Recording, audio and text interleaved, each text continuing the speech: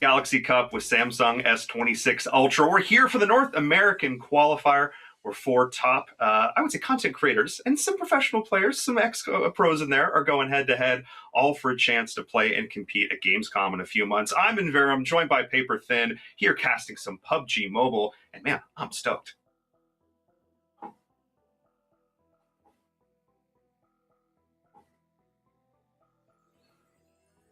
There we go. Sorry, I was a little bit muted there, but we're good now. Yeah, man, no. First of all, really excited to be here with you today.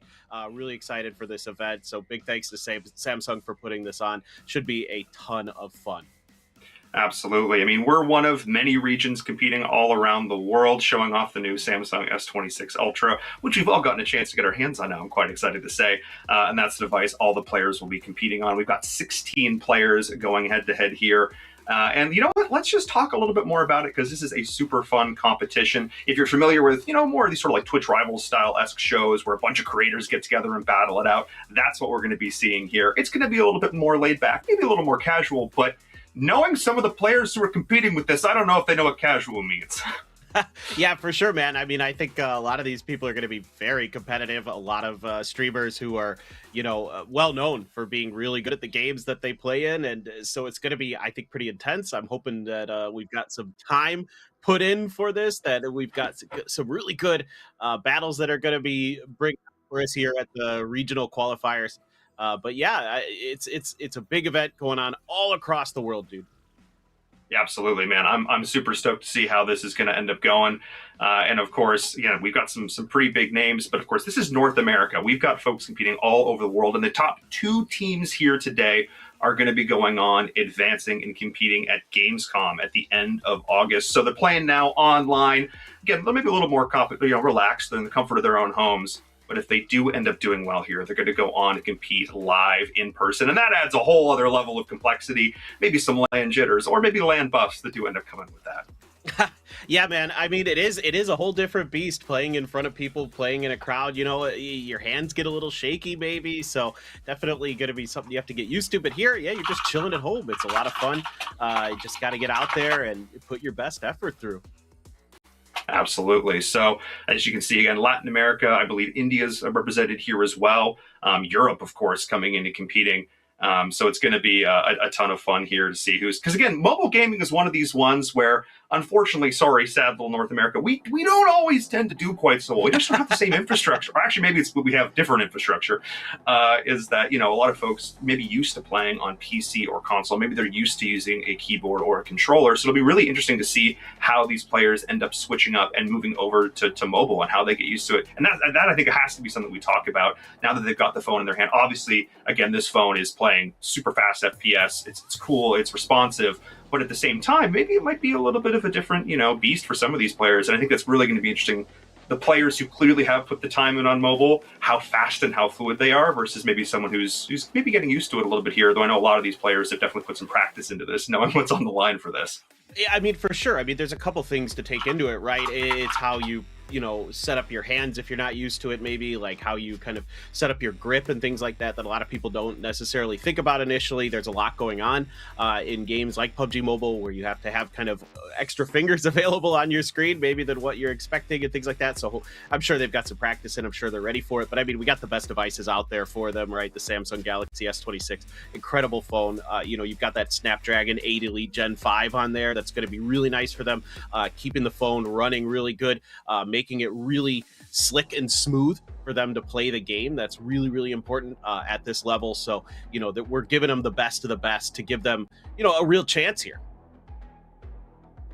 Yeah, again, I'm excited to see how they end up coming in because, of course, we've got quite a few games going on today. We don't want to just have this be a quick one and done. We want to give them multiple chances, multiple opportunities to prove themselves and show off what they can do because, of course, it's only 16 players here. We are playing a battle royale. And, sometimes you might just get take the circles might not be in your favor. Maybe you don't quite find the loot you were looking for early on. So having 6 matches obviously is important to make sure that we sort of see who's going to come out on top.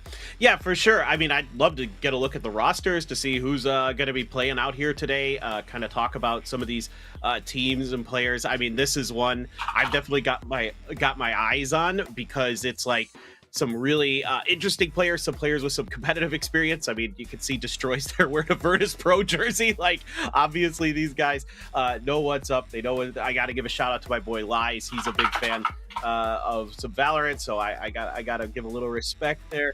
And it's going to be a lot of fun seeing all these guys who are, you know, maybe some in some instances have some experience playing professionally, some don't.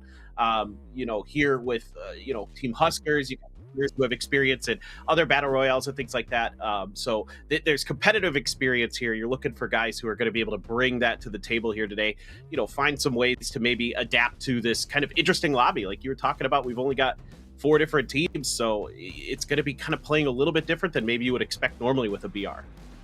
Absolutely. I mean, I don't expect players to sort of take early game risks, if that would make sense. I expect them to take it a little bit slower, say, hey, we're going to take our time, we're going to go through this. And of course, obviously looking at this team, Z-Laner, I mean, such a storied, you know, competitive history, you know, we've seen him playing across multiple games, obviously known for the battle royale space. So yeah, I mean, look, these guys all have some serious competitive history. Again, seeing the Samsung jersey, they're always very cool. So yeah, I'm stoked to see. And of course, I gotta kind of, you know, the fellow Canadian, I gotta cheer for Z-Laner a little bit here. You know, you gotta put that forward a bit.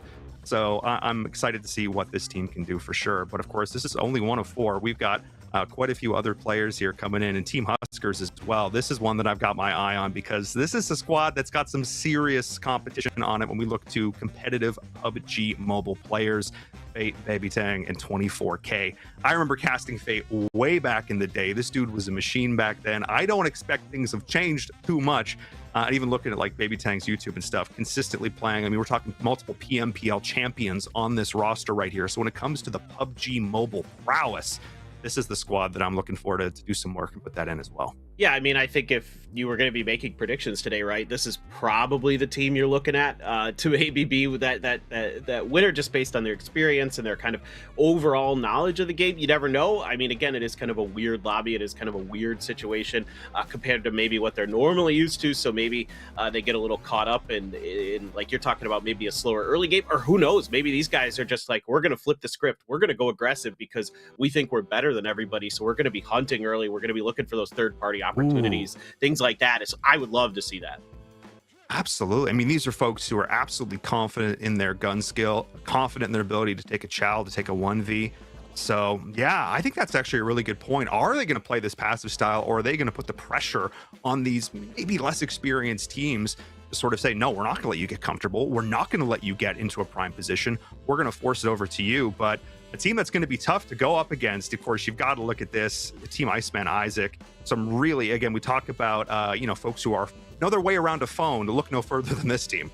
Yeah, I mean, this is a lot of like guys who have experience in like COD Mobile and things like that. So they're going to be really adept with the devices, of course. But beyond that, they're going to have experience with the Battle Royale genre. They're going to kind of know what's going on when it comes to how to get the job done, frankly. Like, they're going to be in there, they're going to be hopefully well prepared. I expect this team to be really, really good. I mean, I liked some of Noah Sunday's content, checking this out before this. I thought he was a really cool streamer, so really enjoying what they're going to be bringing to like, I hope we're going to enjoy what they're going to bring to the table, is what I should say. Absolutely, yeah. And again, I think you called it out there. They are going to have experience this. You're not someone who's put thousands and thousands of hours into mobile gaming who hasn't played PUBG Mobile. These are folks who I'm looking forward to seeing, because again, a lot of folks have started here. This game has been around for a while. It's gone through a ton of iterations. It's gone through a ton of improvements. Talking to Hot Jukes earlier, who's co-streaming this event as well, hearing how things have, we were reminiscent about the old days, you know what I mean, and how things have changed and improved in the game itself. So again, I definitely keep an eye out for these players. And again, obviously we're talking a lot about the teammates here as well, but I mean, every single one of these players, they're gamers. They know how to just pick up a device, sit down, figure out how the game works, and go to town. I'm still looking at the content, our sort of team captains themselves to really come here and put up a performance. And obviously Isaac, someone who's known for sort of breaking down how these things work, I would expect him with the same rigor with this and say, look, I know what's going on. I'm going to hang with these people. I don't care. And that's the mentality that I'm looking forward to seeing, and how they can continue to step up here. But yeah, this is 3 teams, but we still have a 4th one here as well. And I'm excited to see, again, we've got a lot of great competitors here. Yeah, and this team here is my wild card team. Like, this is a team that has like a lot of really big streamers and a lot of big personalities. So, like, are they going to be able to kind of put it together against, the team like that has professional experience and things like that? That's a little bit scary, but hopefully they come in here and they've got some plans, they've got some ideas, they're going to come out, have some fun. But this is going to be a tough lobby no matter how you situate this. There's a lot of really good players, like you're talking about, tons of experience obviously in PUBG Mobile, but tons of other games as well. So coming in here having some good ideas, trying to get into that late game, trying to get those big points. So that's kind of what I'm looking at with Natasha's team here. Maybe they're going to be one of our safer teams, like we're talking about, trying to just see if they can let everybody else fight it out, and they'll come through and try to get those points at the end. I was going to say, that seems like the strat. Play it maybe a little bit, more calm, more cool in the early game. See if you can find those third-party opportunities. See if you can jump in and capitalize. Because again, we're talking about PUBG Mobile. We are playing the BR, so we have to think about points. You've got to think about, again, you're not just playing for one specific game here. We're playing over 6 matches. So, okay. But yeah, I'm really stoked. We got 4 totally different teams. We've obviously got history between some of these players as well. I mean, you need to talk about Huskers and Z-Laner. They've played with and against each other quite a few times over the years. The last time I went back and looked, at least according to Wikipedia, back in 2025, they were on the same team together, albeit it was a prop hunt event, but still. But it's been a hot minute since these 2 players have played on the same team. So now that they're back up against each other, we'll see if that rivalry continues or how things will continue over the start of the day. And of course, we are playing 3 different maps, but we are going to be repeating them as we take a look at the format. So say a player or a team rather gets an unfavorable drop early on. I think the big question for us is we'll have to be remembering, are they going to end up changing things up as they go through? As obviously we have, our map pool here, Sandhawk, Livik, and Karakeen. Maybe they might look to change, say, hey, we did a drop here. Maybe we dropped base camp, we dropped right center, we wanted to fight, but maybe that didn't go so well for us. Seeing if they're going to end up changing. Well, I mean, maps go on. I think the good news is like, you've got plenty of room to operate here, right? Like, if something doesn't go well or somebody tries to hot drop you or something, like, you could just go somewhere else on the map. There's plenty of room, right, to do something a little bit different. I think especially on Sandhawk, like it's big. It's like you tons of different hotspots where you can go. Totally fine. So it could be some adaptation map to map, right? And where teams want to drop and things like that. But I don't know. I mean, I'm kind of curious if, again, there's going to be a team that's out there hunting early, that's going to be targeting, looking for someone to just kind of drop in with them, wipe them out, and then just move on from there, like eliminate some of that competition early. It just depends on the mindset of the teams coming in. Absolutely. I'm really curious because, again, this could really go a bunch of different ways. You could play the truly pass. Again, it's a big map. Obviously, Sandhawk's 4x4. We're talking kilometers. But the other 2 are 2x2. But 2x2 seems that's pretty small, Paul. No, not when you only have 4 teams. So you are going to have a little bit of room to play with here. Because again, while those limbs are important, there's only 15 other. Well, not each of your own teammate there. There's only 12 other points available for those elims over the course of the map.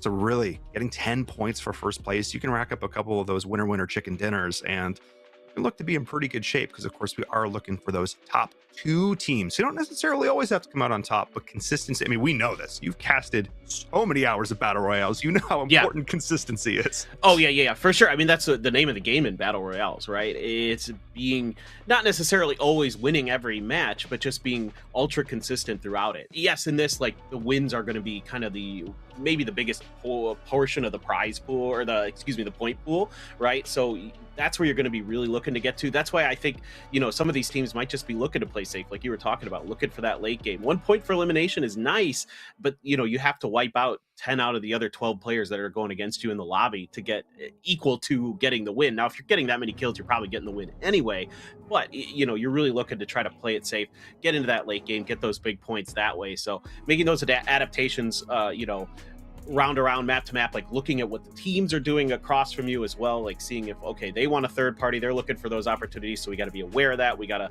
to try to kind of hedge our bets in that way, find these safe positions, things like that. But yeah, I'm really excited. I love Karakeen. I just want to throw this out there, I absolutely love that map. It is my favorite map in the game. It is so cool, like some of these high ground positions and all the risks that you have to take with all the open space coming down mountains. Anyway, I can't wait to get into that actually. Like I'm really hyped to cast that.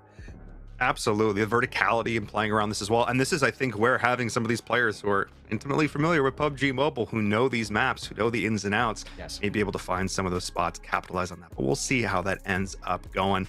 Yeah, again, I'm super stoked for this. I don't know where this is going to go. Again, we can make funsies little predictions, and we're going to hype up the rivalries as they develop over the day. We truly have no idea. We are in for it's the Wild West, literally and figuratively here, as we're jumping into the desert here in a bit. But I think we're going to hop to a short break. We're just going to finalize the players in the lobby, and when we come back, we're going to be right into the action with map number 1. Don't go anywhere.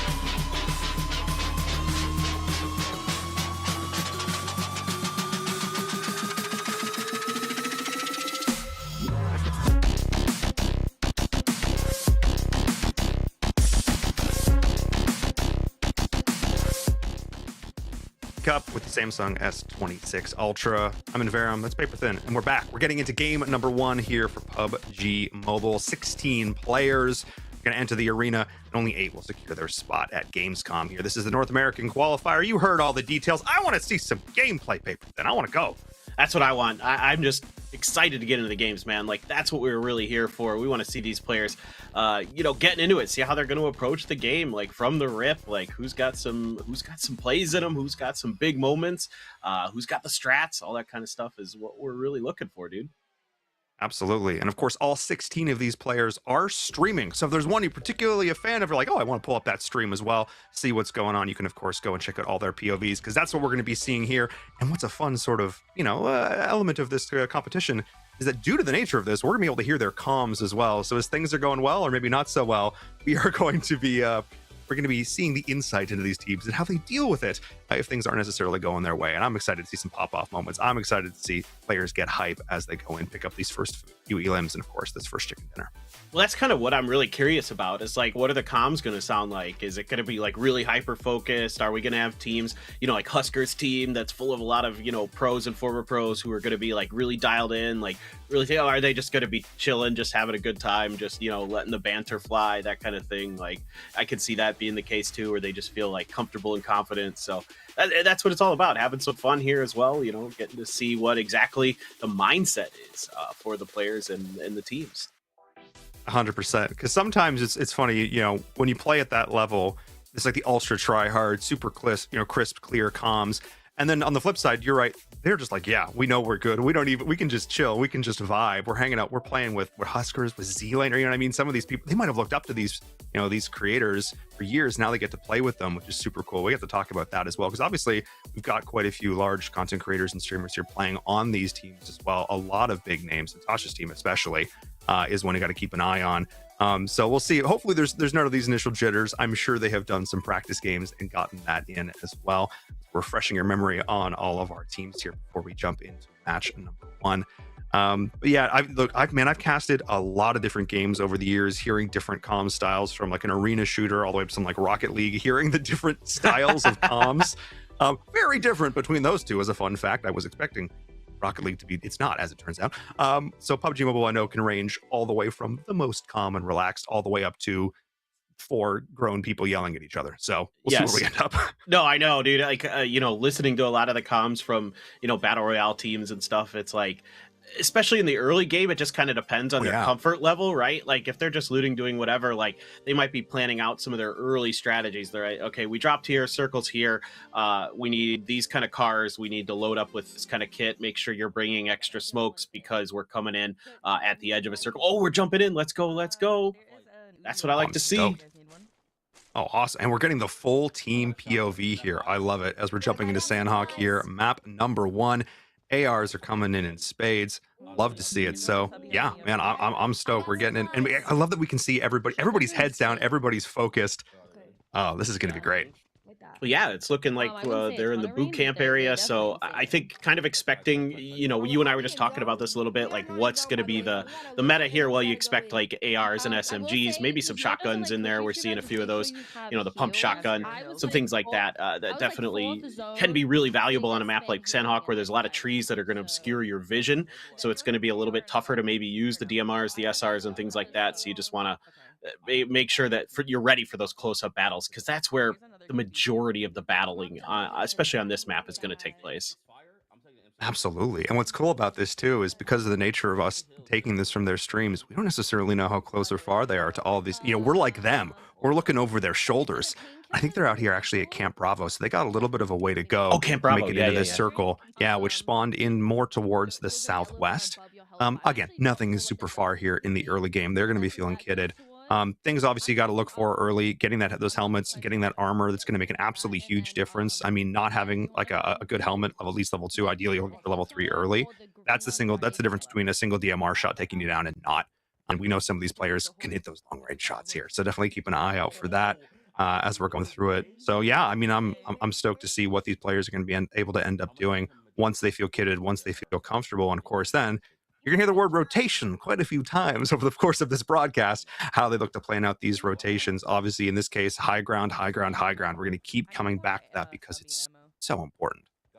Yeah, I mean, if you're like new to the battle royale experience or new to PUBG Mobile, like there's a lot going on in terms of how the players are thinking about how they want to maneuver around the map. That's why we talk about rotations. That means where are you going next? How are you going to make those rotations? So you're thinking about things like, do we want to go for like central compounds or central points of interest early to try to control space, to try to hedge our bets against the circle, because the circle's kind of random. So you want to make sure that you're in a place where you can eliminate some of that randomness for yourself. And in some respects, some players and teams like think like that. Others are going to make one rotations that are they're thinking, okay, let's go to the edge. Like let's try to look for some fights. Like let's try to see if we could pick out a player who's straggling behind the rest of their squad a little bit. A lot of teams might leave a player behind just for looking in for information behind them to make sure their flanks are clear.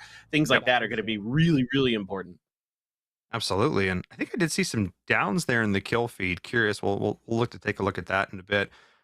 We haven't talked about vehicles yet either. Of course, those are going to be an element to potentially help this out, as we are seeing some kills coming in there in the feed, some finishes there as well. So hopefully we'll be able to keep an eye on that and sort of see what's going on there as we're looking to get it rotating in towards this first circle. But of course, we do have a bit of time to cheer in this early game. And that's one thing that's good. Again, that's what we talk about the strategy, talk about the mindset here. Because as these players, you feel calm, you feel calm, you feel calm, and then all of a sudden you hear bullets whizzing over your head from the next hill, and it gets real quick. Yeah, it gets hectic real fast. I mean, it's one of the kind of best things about a battle royale, in my opinion, is like every game's different. Everything is always changing, and how you react to that is what's the most important here. So when you're looking at moments like when hopefully we get to see them pretty soon here, where some of the teams are fighting and things like that, like how they adapt to a situation. Like, okay, we hear some shots coming this way. Do we want to take the fight? Do we want to reposition to try to give ourselves a better situation to fight from with some cover and things like that? Like that's what you're really looking at as we just kind of have a little bit of time here. It takes a little while in the early parts of battle royales, especially since we only have 16 players. Like a lot of times you're playing with a lot more players than this in a battle royale lobby. So of course, if you're familiar with the genre, that, but maybe again, people who aren't super familiar with it might not be aware that usually there's a lot more players. So it's going to be pretty slow here. The first couple circles take a while to close. So we're just waiting on that to see where they start going, how the teams get there. And yeah, vehicles, I want to touch on that. That's really important, especially in PUBG Mobile, like being able to roll up on a compound or make that aggressive push. If you get pushed outside of the circle, so you can get into another team's face and make that aggressive move. Yeah, because I mean, again, it takes a lot of skill to lead and track these shots, even if you're using things like gyro to your advantage as well, just really getting those fine motor controls. And what's interesting too is, and again, I think you touched on it beautifully here, and I will keep an eye on this, is you don't have to take every fight. Knowing when, to your point, to back up, to reposition, to heal, to pop a stim, to regenerate your health, that's important. You know what I mean? You don't have to take, if you don't feel like that fight is favorable, don't take it. So we're going to keep an eye on that. Sometimes for newer players, the instinct is, well, someone's shooting at me, I got to shoot back. They're throwing pans at each other. Sorry. Why are we throwing pans? What are we cooking breakfast? What are we doing out here? Yeah, right. Look, it's 4 a.m. here in Korea. Okay, so I'm ready for breakfast. If they want to cook me up some pancakes, some eggs and bacon, I'm ready. Like, let's go. Well, that does sound particularly nice. And of course, those pans, the classic clank blocking those bullets.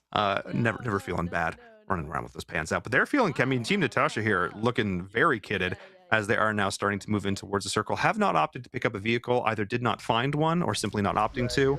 And speaking of vehicles, we have a glut of choice over here. Not sure which team this is, but going to be keeping an eye on them. Oh, and Corey, so they're actually interesting, spread out all around boot camp here and up towards Bond as well. So they're actually in position to block Team Natasha as they're coming in from Bravo.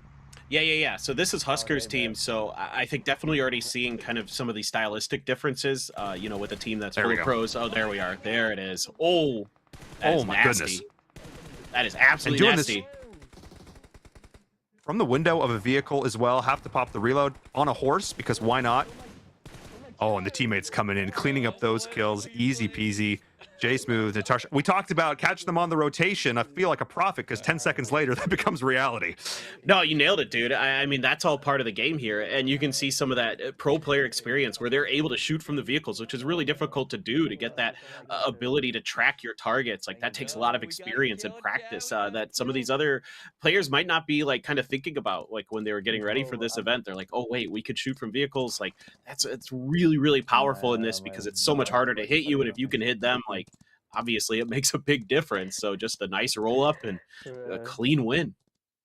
And running around on horseback to boot, putting this to good use here. So not something we used back in my old PUBG Mobile Pro days, but really fun to see. You can see a big smile, big smiles there on the face too, as they end up picking up those initial elims, and they are just moving around. Oh, I love this. So they're intentionally positioning themselves just outside of the circle.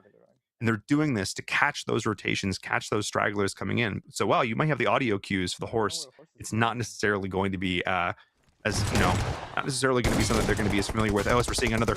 Oh my goodness, we're jumping right into the fight. Yeah, this is another big one here.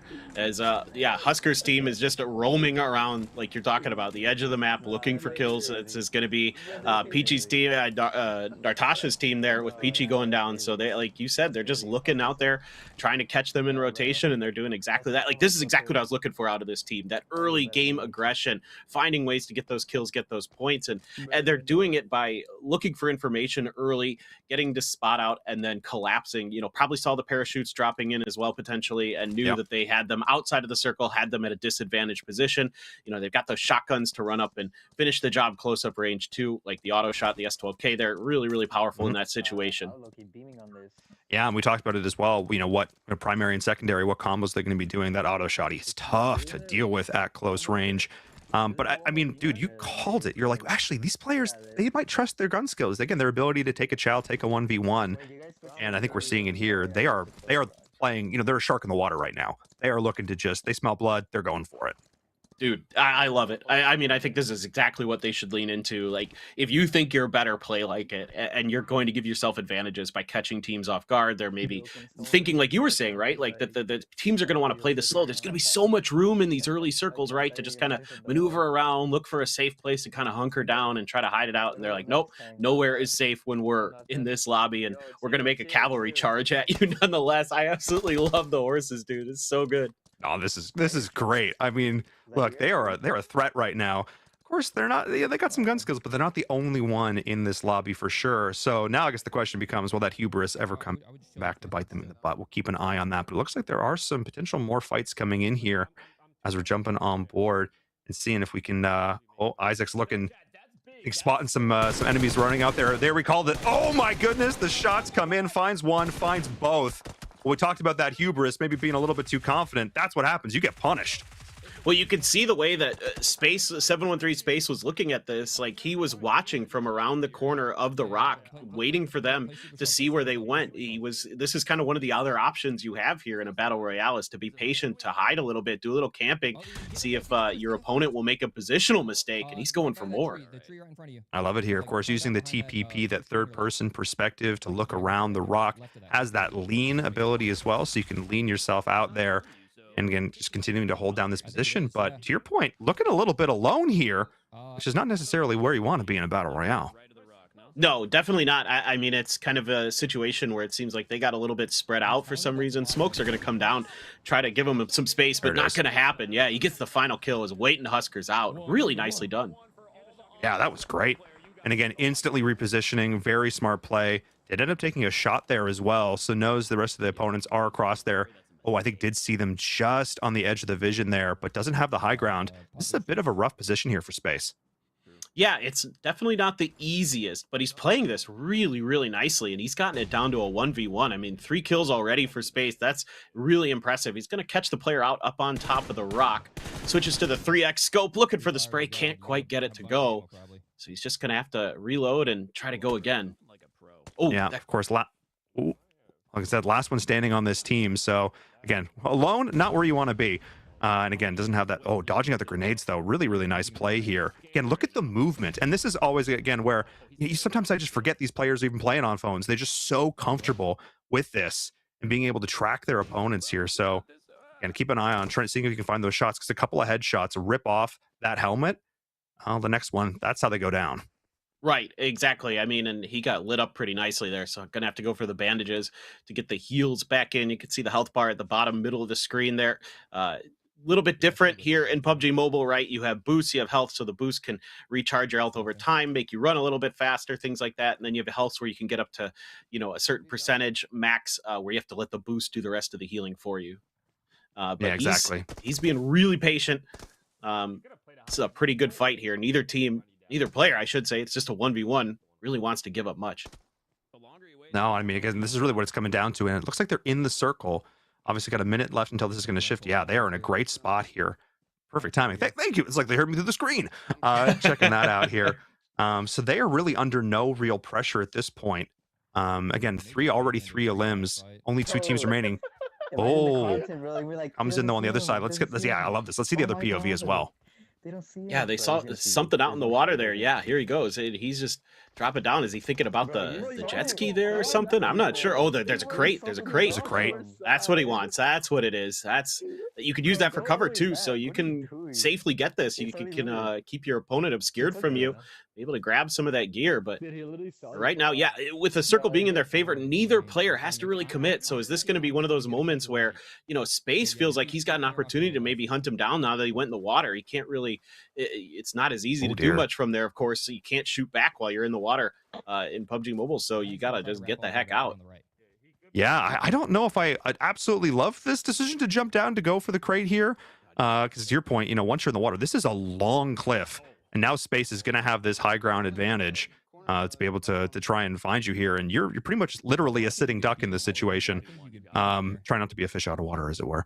And really just going to keep an eye on this. Oh, needs to be careful not to fall himself, though. That would be not a great situation if both our players ended up in the water. But it'd be good for the entertainment value. Funny. It'd be very funny. Very funny. Well, this is such a tough spot to be in initially, but he's gotten out of the water. He's got a shotgun, and I think he might actually have a really good chance here. This looks like a good fight to take to me. He sees him up over that rock too.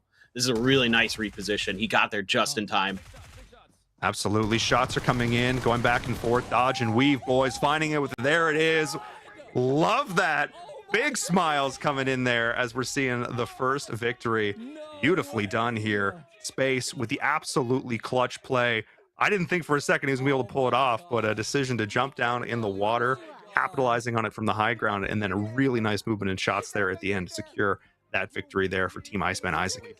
One. Yeah, I mean, they took a bit of a risk there, but he got it, and they get the win. Like, that is a crazy good finish to our first game, man. A 1v1 to come down to the clutch, and they take it over the pros, the former pros. That's really huge. You can see they loved it, man. They were popping off. Yeah, I mean, that's massive. And again, we don't often see games like this come down to 1v1s. Not in that situation where it was like a 1v1 for a good amount of time. So that was a pure skill expression, as they would say. Decisions being made on both sides. But again, playing it very smart, playing a little bit more passive. So yeah, great job there. Big props there for that first win, the first chicken dinner. Yeah, man. I am really impressed, like, seeing a lot of different strategies already, seeing these players, like, the talent level really high, even on, like, across the board. Yeah, absolutely. So no, I mean, great stuff there. And again, I'm excited to see if that sort of early game aggression is going to continue on into our next maps. Again, we saw, like, Team Huskers especially, they're looking for these fights. They're looking for these kills. They're saying, we don't want to wait for our opponents to come in. We want to take the fight to them. And now that hopefully as folks are getting a little bit more comfortable, because again, to your point, we have, again, people who have played video games at all ranges of levels here, but just slightly readjusting. Well, that's one of the great things about these devices is once you get them in your hand a little bit, like any controller, it's really easy to sort of lock in, make those fine tweaks, and you're humming along. And again, of course, they're getting super fast FPS. They're getting obviously super great picture here. So that's not an issue for them at all. It really just comes into push comes to shove. Can they hit their shots? Yeah, dude, the screens on the S26 Ultras are super nice, dude. They're really crystal clear. They're really easy to use. So, these players would be giving a big advantage in that regard. Like, they have to be just thriving. We already see it. I mean, they are just playing games like normal and having a good day and pushing some good results. Absolutely. All right. Well, we're going to head to a short break here. Game number 1 is in the books, but we still have 5 more coming at you when we come back after the short break. We'll see you soon.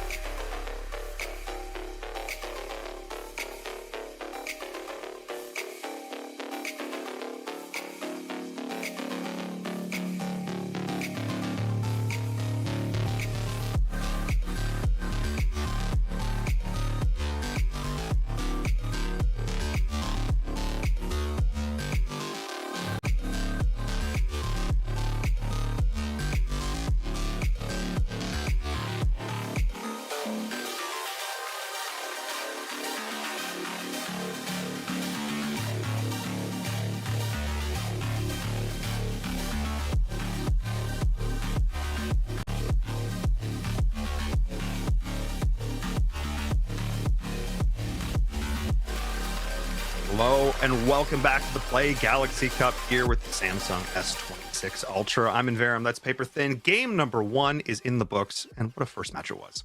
Dude, I mean, you can't ask for a better first match. I mean, a lot of early aggression, teams feeling confident, going out there looking for kills, and then a big 1v1 for the end. Chef's kiss. Yes. Verticality, utilizing the TPP, confident gunplay. We love to see all of it here. But of course, a lot of action happens. Some of it maybe not necessarily on the screen, but a lot of it for sure.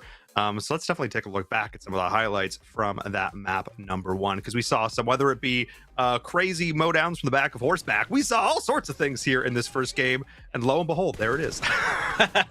Then we got the punish on the horseback riding there with a really nice position behind this rock, catching players off guard here is Space, who came out with 4 big kills here. He took down the final boss here in Husker's team and got the win. And look at I love it. He is having so much fun. That's so good, dude. I love it. I love it. He's like, this ain't the Saddle Club. What are we doing? We're playing PUBG Mobile. Yeah, this ain't Polo. Yeah, get out of here. No, I love it. Big hype, big energy here in match number 1. I want to see that continue. And again, showing a lot of big content. I mean, I think I did some quick math. There's over 1 million YouTube subscribers across this team combined. Folks have watched them play just a few.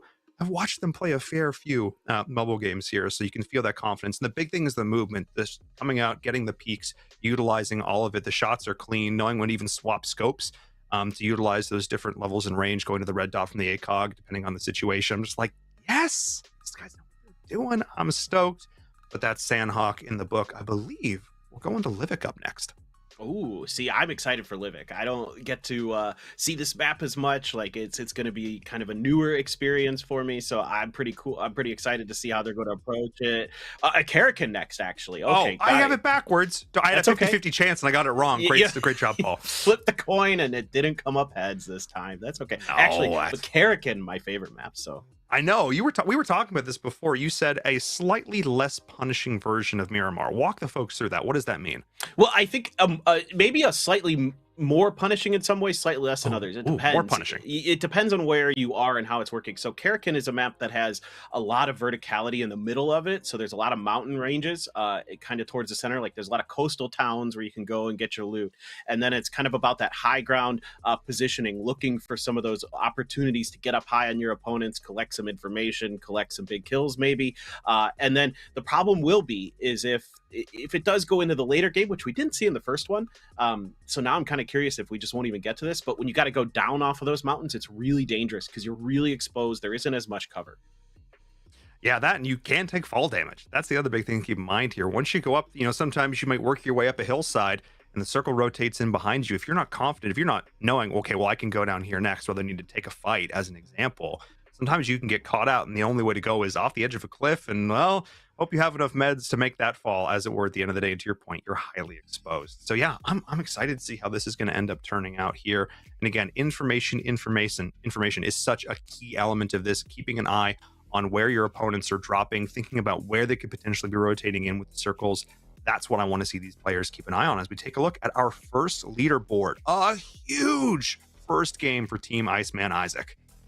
Yeah, I think our elimination of placement points might be flipped there just based on what I'm seeing, because it was 10 points for the win there and then 8 big kills for the team Iceman. I mean, just what a clutch. I mean, that was so good. That was so good. So just a huge start to the day. And again, top 2. So you're giving yourself a really good chance going into that second match to just kind of keep the momentum rolling, keep that top 2 placement so you get yourself that ticket to Gamescom, baby. Yeah, absolutely. I think I maybe am seeing some connection issues on my end. Okay. Well, I can vamp. I mean, I'm happy to talk more Karakin. Like I'm like such a big enjoyer of the map. But I hear you for what it's worth. So I'm still with you. If you can hear me. Okay, good. You're back now for me. Oh, okay. There we go. Is this on my end? Well, something's happening here, but we are seeing all of the streams while I get this figured out.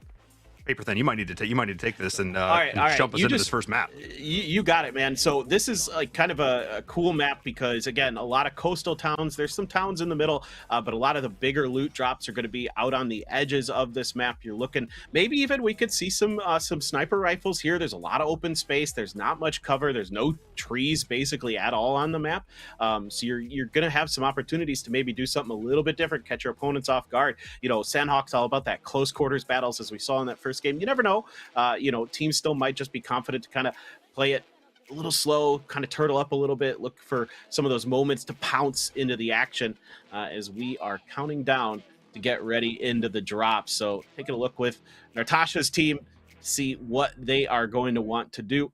And you can see those mountain ranges in the middle. That's going to be the real key point of this map. Absolutely. And this is a really good line. I mean, to your point, a lot of those big coastal towns where folks are going to look to find the loot, and they're going to have plenty of options because they're anywhere from here. So we'll keep an eye on where they decide to end up going. And it looks like Team Natasha, anyway, is going to be holding on all the way to the end. Potentially, Al Haik, it looks like, is where they're going to end up. Yeah. Al Haik, nice little starting spot there. I'm a boat dropper myself, but this is another good spot to go for. This is, you know, just kind of, again, get out on the edge, get that loot, and then try to get into the mountains and try to figure things out from there. There's some rocks to work with. There's some little domes hidden out around the edges too, but you're just looking to try to, you know, kind of get yourself established, I think, in the early game, and see what you can do from there. Take a look in doing some of the looting here. Yeah, I want to listen to them a little bit. Yeah, let's do it. Let's listen in. Oh yeah, boys, I got a sniper. We're locked in. There we go. Give me a little honey badger. I got a little monster. Oh yeah, I got the MP5. We're good. Yo, I'm gonna be honest, brother. I got ripped by them. I need to gain HP. Okay. I have a gun now, though.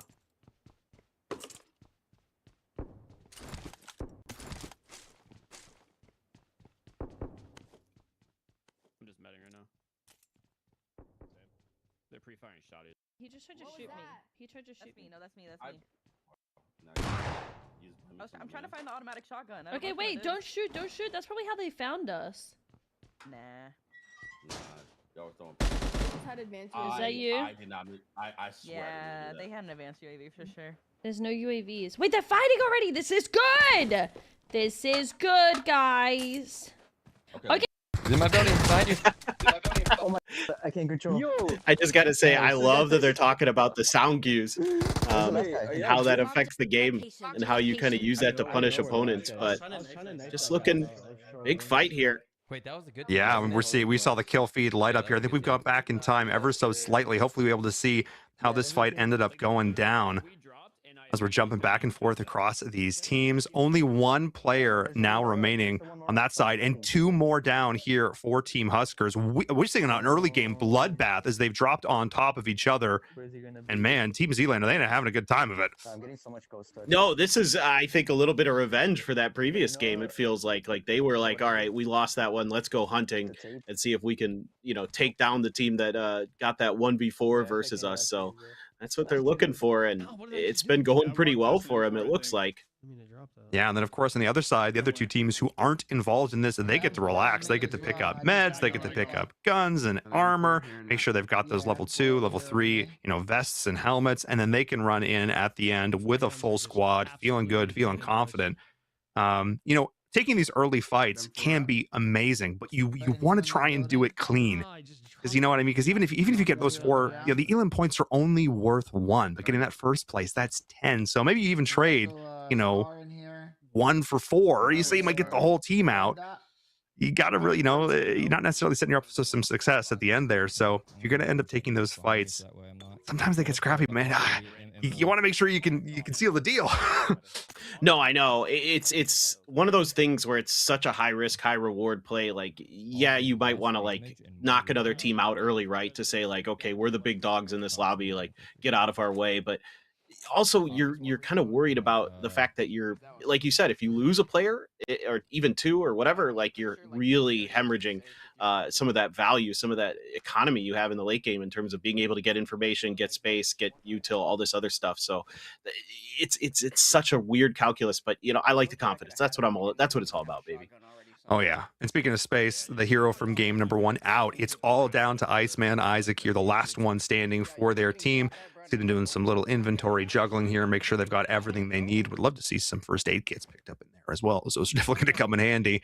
But yeah, teams are going to have to rotate in towards the south end, which is I think is roughly. I mean, Team Natasha right now, looking at that circle, they're going to be in a great position. They can chill for quite a while. Yeah. I mean, I think they are trying to figure out the lessons from that previous game. I really enjoyed that we got to listen to them a little bit because you could hear they were like, well, was it the sound cues that gave us away? Like, because we're shooting guns early, just, kind of testing around, maybe some of their mechanics, trying to get a little bit of feel for things. But I think it was actually just like they got spotted out. Like it was just they were hunting and they didn't realize that the other team had been looking for them throughout the beginning of it. But yeah, here they can just chill a little bit. You could see some of their players going out early to get a little bit of info. This is what I'm talking about. Get up on those mountains, get the high ground, figure out what's going on around you, and then try to make a plan behind that. So it's like a bit of a split going on early, and we'll see. Oh, they're just chilling. Okay, they've got 4 players in there. That's a different team over on the left side there. We got a couple different teams in this. No, POV. I love this. We're seeing all 4 of our team captains here represented on the screen. And I have to correct myself. It was actually Team Huskers and Team Iceman Isaac that were battling it out early there. And only 2 players now remaining for Team Huskers as well. Z-Laner and crew are chilling, sitting pretty. So Natasha and Z-Laner, the teams that struggled in that game number 1, they're the ones with all 4 players still alive. They've got to be feeling good about this. Team Natasha especially, I wonder, are they going to play things a little more chill, more relaxed so the other teams fight? That seems like it's exactly the strategy they're employing. Yeah, I mean, I think, again, you realize that in the previous game, when you were trying to make a move, you got caught. So let's try something different. See if that works. There is a player down there. Yeah, Z-Laner. Up for Z-Laner. Yeah, he got knocked down. So they're already losing a player here or there. And, even though you've got all 4, trying to get something going, a little bit tough. You think map to map, maybe you got another chance. But I love Tartasha's team. They're just totally just bunkering it up. I mean, at this point, don't interrupt your opponent when they're making a mistake. They're feeling good right now. Z-Laner's got a little bit of time. Seems confident that they're not necessarily going to get finished here. They're crawling towards their teammates. I really want them to throw a smoke down, try and get them up here. Smoke grenades, actually at a high level of play, are extremely important. But oh, there it is, up over the hill. Last members from Team Huskers able to pick up that kill there, I think, and securing that. So that's Team Z-Laner down their team captain. Yeah, that's tough, man. It's such a punishing map because there just isn't a ton of cover here. That's why trying to figure out what's going on around you so valuable. As we get another couple players spotted out there by the crate, getting a little greedy there. Maybe 2 players left, and they're taking some risks. But okay, they get it, they get out. It's okay, going rock to rock. You're safe.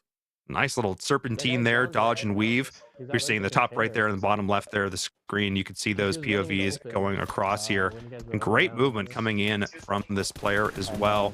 Looking to try and find those shots back. Those are clean. That spray control is pretty darn impressive. Yeah, that is ridiculous. Dang, let's go. Oh my God, doing a nice job just holding the line. And, even losing some players early, they're still fighting back. They're still confident to try to hold the line there.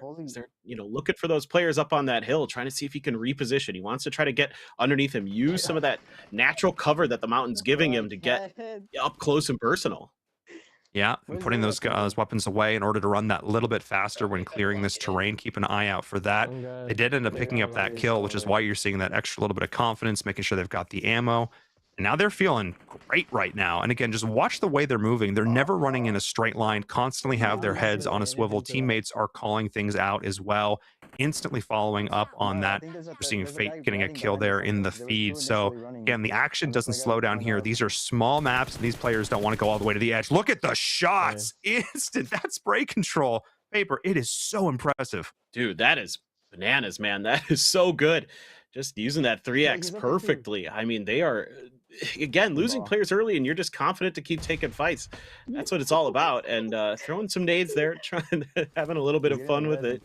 And they're looking for another player inside of this building, seeing if they could get up there. And he's got that Saiga ready to go, so he's got a good chance. Yeah, I love this. Just there's, if we were playing on a computer, I'd say hold that W key, but we are all the way forward here on these Samsung Galaxy S26 Ultras. And maybe a little bit annoyed that it's got to run all the way up to the top of this building. Oh, but runs into an enemy there. But with that shot, you called it. Absolutely no questions. Just a bulldozer. Oh my goodness. That was Stable J going down. That was just pure confidence. I mean, just knowing he's got the right gun for the situation. He knows exactly where the player is. You can see he's going up the stairs, being a little bit cautious, but he knew which floor the player was on. And that's why he kind of was able to get up there really quickly, look for his moment, and he found it. Yeah, Stable J tried to take kind of an off angle on the stairs there, but just couldn't quite get it to go. So power of the shotguns rings true again. And I mean, full fresh level 3 gear there for our player as well. So he's just vibing. And meanwhile, speaking of vibing, look at this. Nartasha's team is still there prone on the ground. They're just waiting. I mean, at this point, again, they've got no reason. They're feeling kidded. They're feeling confident. They are right in the circle. They are playing this early game out. And well, yes, maybe in theory, they're giving up some of these elimination points. If they're not necessarily quite as confident in their gun skills, they are just going to rain down shots through strength of numbers. Coming in at the end when their opponents have maybe, gone down in numbers, they're just going to be able to leverage that here. I do not dislike that decision at all. If they're feeling, maybe not as confident in their shots, they just say, hey, look, power of friendship. We're going to bring the team, all 4 of us, to bear here as we can see these other players coming in. And it looks like, though, they might have a bit of a sense of where Team Natasha is here. So let's keep an eye on that as they're making a beeline. Yeah, dude. I mean, this is going to be, I think, going to go pretty late here because Nartasha's team has opted to just wait this out. Everybody else fighting early and they're watching the kill feed. They're saying, okay, they're all losing players. We can just chill. We can wait this out because again, I talked about it earlier with the way the placement points are so valuable in this lobby. Like getting into that top spot is probably going to get you more points than you can accumulate via kills in most of these games anyway. So you might as well just play it smart, play it safe. And I'm right there with you, man. I think it's the right play given the situation. You still have some players left across the board that are just doing a little bit of scouting, a little bit of hunting, but now considering making a move here from Al Haik. Here we go. Roll out. You heard it here. Actually, you know what? Maybe we should listen in here, hear what the comms are like as they're going to make this rotation, moving up into this next circle, because I do believe, looking at the mini map, that they might be running into some teams here in a bit. Wait, how do I... Come on, Jay. Where am I? Did you take damage from that? I didn't. All right, everyone follow green, follow green. I'm following you, Peachy. Roll out, roll out. Peachy. I'm scared. I'm gonna hug like the ridge line right here. Wait, where did you go? Oh. By the way, if you pull your knife out, you run faster. Do you have to have your knife or can you just have your fist out? I don't know, probably fist, I don't really know. Okay. I was telling chat about how I thought the play zone was like the sweat yesterday, but it's actually the zone. Yeah. Wait, they shot on our right. They shot on our right. I hear that. They're trying to bait us. Wait, they're trying to bait us. I hear that, I hear that. I'm still going to the houses. Wait, what if they look over the ridge? That sounded close. It does sound really close. It sounds like it's like right. Could it not be where we're going? No, it was more right. It was like, yeah, see, it's more right. Yeah. Wait, they're actually trying to bait us. I'm trying to hear. Nah, I think that's where we're going. It's where we're going. going. No, it's where we're going. Okay, wait. Yeah. Wait, just stay here. We just stay here. We stay here. No one peek. Don't let them know we're there. And then hopefully they'll move to the next like city, and then we'll take that spot. Wait, it's just one. No, but I promise you it's just no. I promise you it's just one. No, I can see. no. I'm on the hill. I don't trust Ali. I'm on the hill, Nat. No, I'm on the hill. Oh, I see. I see. A woman's intuition is never wrong. Okay, no, guys, go right. Let's jump him. Guys, oh my God, please. Okay, there's one. Should we jump him on the right? Yes, jump him. Wait. Where'd he go? He's gonna be right in front of us on the hill. Yeah. Oh my god. Oh, I was right. Watch out. You don't see anybody. Oh no, the best laid plans! Oh my goodness, the 1v4? Are we actually seeing it right here? Oh my goodness, these shots absolutely clean, and that's the team. Nat's instincts. I don't think we should fight this. Oh, that's why. Oh no, dude, 24K. Oh no. Oh, unbelievable. That's so brutal. I mean, I like their thinking, but they just didn't quite realize, I think, that they had been spotted because they were up on top of that hill. They were looking, they saw that player, and they're like, they're alone, they're alone. What should we do? What should we do? And during that moment, 24K is just like, oh, I'm gonna wrap around behind you, and you're never gonna see this coming. Yeah, that moment of hesitation, that split decision, do we play passive? Do we give ourselves away? Crossing out 24K into the open there and not being punished for it, and then in return, putting up that damage. And that is that pro level gameplay. Again, the confidence peeking out behind the rocks. This is a player who's done the work, and now it comes down to a 1v2 situation. Help me. And Iceman's off. Doing it. He's doing his thing. Yeah, we've already seen a big, outplay from this team. Maybe it's Isaac's turn to step up and see if he's got the big clutch in him. They're kind of looking for something going on right now, and again, pretty big map. Still a lot of room in the circle, so trying to get up high, trying to figure out what's going on. As the last three players looking for each other, it's a 2v1, and not much going on that we could see here right now. He's just trying to figure out exactly what the situation is. Just checking his back too. Really smart. I mean, that's something you have to be doing in battle royales. Always be aware of those flanks.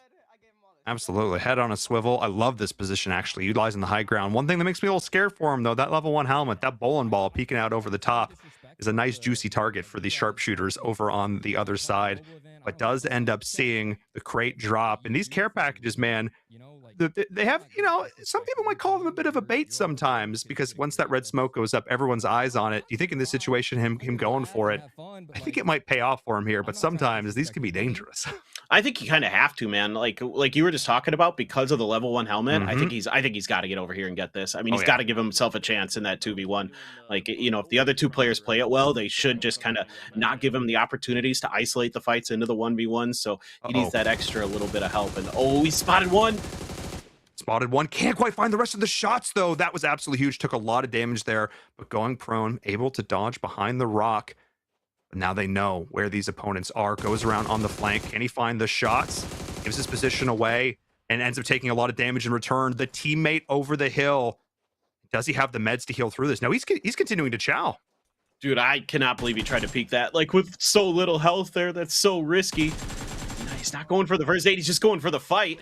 Can't get the first. No! Oh, they're going to come in and knife him. Let's go. They knew they did the damage. They knew they had the shots, coming in with the knives, getting up close and personal with that winner chicken dinner, and 9 eliminations coming in there. What an absolutely massive pickup there. Wow, that's game number 2 in the books. Had its ups and downs, but wow, what a finish. That was so fun. I love that they knew that they had him just completely dead to rights, and they're like, you know what?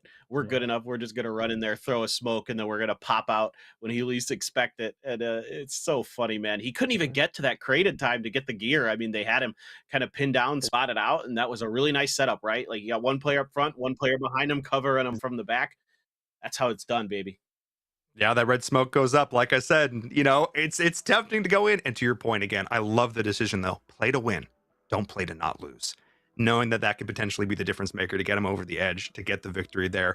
And almost, I think if he could have downed that first player, turned it into a 1v1, if he could have secured that, it was so close. 1 or 2 more bullets go slightly different, and that is a very different final confrontation. So I have to say, I applaud the decision making there. Don't let him go back. Don't let him heal. Don't let him pop a stim. Push, apply that pressure when you have that 2v1, even if you don't necessarily have the HP, because health is a resource like everything in these games. You got to put it towards your advantage. But wow, what if your heart breaks for the squad, though. I mean, if Peachy's like, no, let's go, like, let's do it, and Mars well, and that's rough. That's rough, dude. It's the tough part about battle royales. Like, you have to be so decisive. It's something that's hard to learn. Is that ability to just on the fly be like, okay, we have to do this right now. We've got an opportunity. We've got a player out, and knowing when you can actually go for those kills, go for those shots and things like that. And that you could see that they weren't quite sure. Yeah, they weren't indeed. And again, clumping up just a little bit too much there. I think in future, buddy system is really important. You'll be able to give each other some cover, spread out a little bit. We'll see if they apply that to game number 3, because game number 2 is in the books. We're going to jump to a short break. The players are going to strategize when we come back, almost at the halfway point here with this competition. We'll see you soon.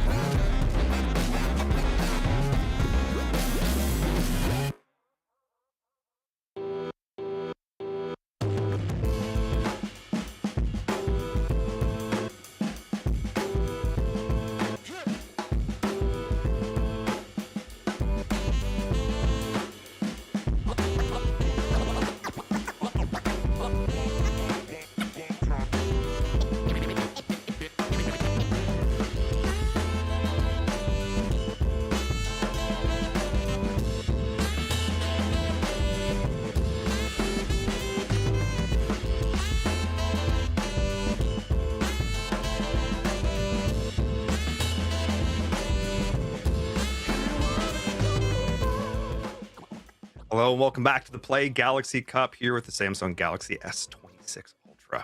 I'm in Verum. That's paper thin. Sorry, I'm still in shock because the end of that last game, so many ups and downs. You predicted some excitement there on map number 2, and boy, did it deliver.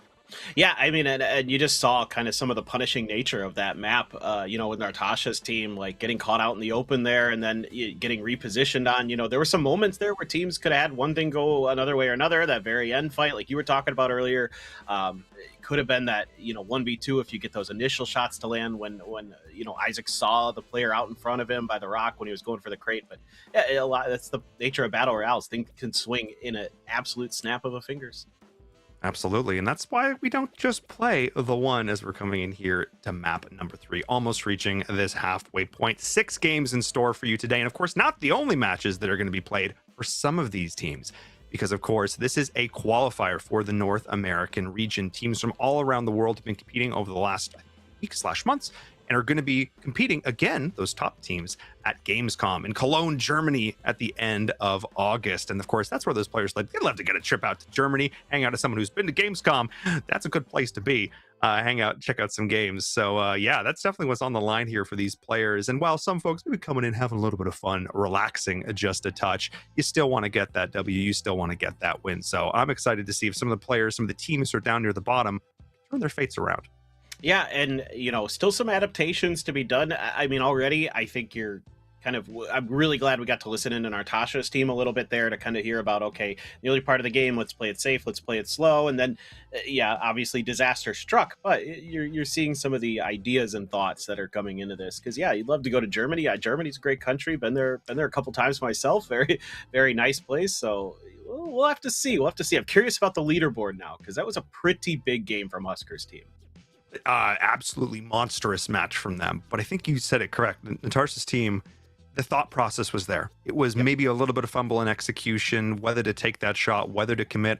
I want to see a little bit more confidence with themselves, because I think if all four of them had said, yes, let's pull the trigger, let's pull those shots down range, could have ended up making the difference there, picking up that lone player and changing their fates. Because right now they're sitting in second to last place, and they got a bit of a mountain to climb, because Team Huskers, oh my goodness. That's crazy, man. I mean, they had, what was it? It's 12 kills. Yeah. So I was talking about this at the beginning, where it doesn't feel like there's enough, elimination points available that you can really rely on that. Well, they just proved me wrong. Not only did they get the elimination points, they also got the win. So they got 22 points in that game. Absolutely crazy stuff from them, that they're able to pull that through. And you can see the confidence there. Even when they were in some of those disadvantaged situations, they lost a couple players early, and they were still able to fight through and get the job done. So that just shows you the talent level that's on that team too. Absolutely huge. And again, we knew this. They were definitely one of the ones to watch coming into this, having players who have competed at the highest level of PUBG Mobile. But again, we've got some individual powerhouses, I think, on these other teams as well. Again, Team Iceman Isaac, they're there for a reason. We've seen what these players can do. I think it's really going to come down now to taking those smart, intelligent fights. I mean, we heard the shots ringing out, and then Team Natasha being like, they're baiting us, or rather. That's something that I want to see. Is it really that, or are there actual fights? Like, that's something I want to see and take a look at. Well, it's so hard to know sometimes, until you get confirmation in the kill feed that somebody's been killed, that it's a real fight or not. And, they fell for it. It was bait, and they fell hook, line, and sinker. And that's kind of one of those hard lessons you're going to have to learn. Like, there's always two big aspects, right, to a battle royale game, where it's strategic versus tactical, or macro versus micro, depending on how you want to talk about it. The macro was there for them, the micro wasn't. Exactly. They had the rotations. They knew where they were going to go. They had a plan in mind. It's just about pressing the buttons on the screen and being able to put those shots down range. So let's keep an eye on it as we're dropping in here to map number 3, heading over to Livik. One we don't get to see a ton, but I'm excited to see what these teams are going to be able to do as they jump on in. A nice central drop. Nothing is out of range. Everything is in play. Let's see what they can do. Yeah, I'm really excited to see this, see how they kind of get their feet on the ground, get moving. A lot of safe play early from some of the teams, but a lot of the teams here just hunting, just going for it, just going for the big wins. And, You know, you can see Isaac's team here looking to try to repeat what they did on Sandhawk on Livik, so we'll have to just wait and see. No one is at these two. Yeah, I'm gonna unfollow and just. And they're yeah, you can hear they're talking about, you know, where they can drop, where the open space is early, so they're looking for some of those advantages. Absolutely. You know, I love to actually listen in with the teams here and get a little bit more, again, dive into the mindset of where they're at right now and how they're going to turn this around. Oh, yeah. We're winning. I need a scope. Little scar.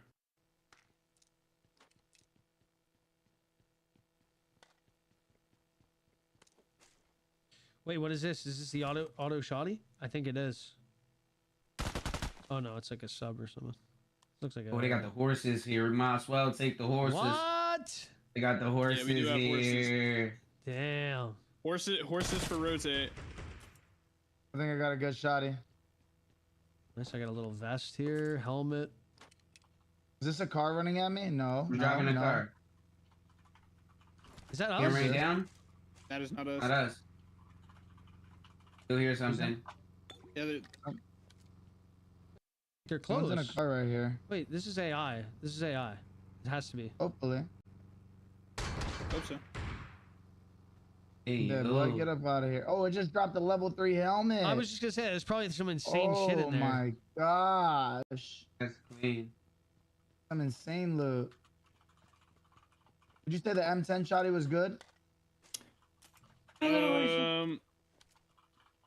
There's like 2 auto shotties. It's like the one that has like the smaller player model, or like the smaller model. I don't know the name of it. Little horsey. Hey, little horsey.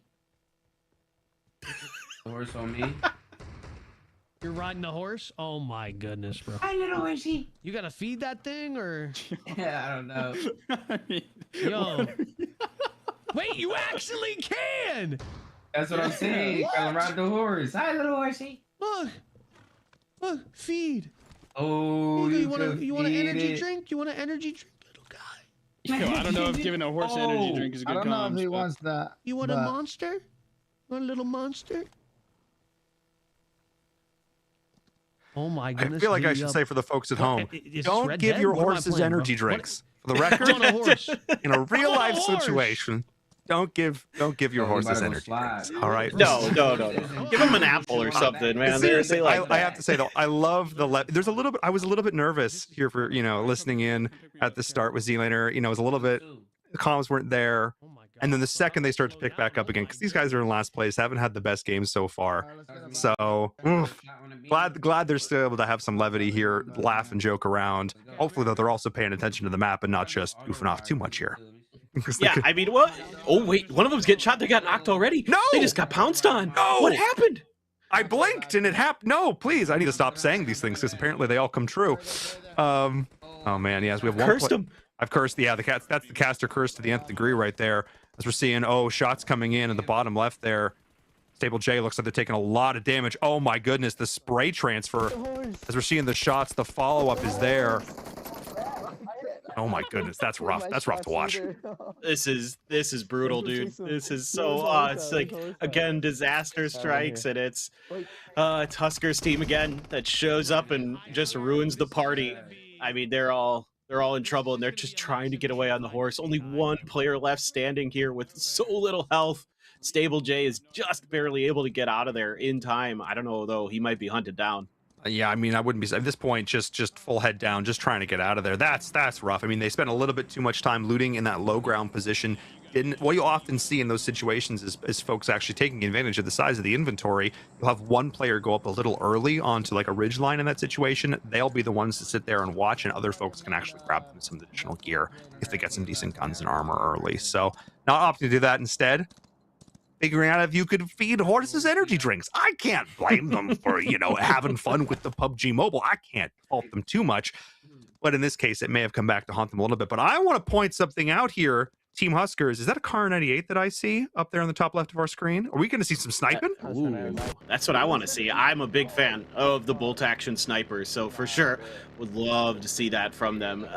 Kind of taking that early fight and looking for more. So gonna confirm the kill onto Z-Laner there, and yeah, the woes just continue for Z-Laner's team here.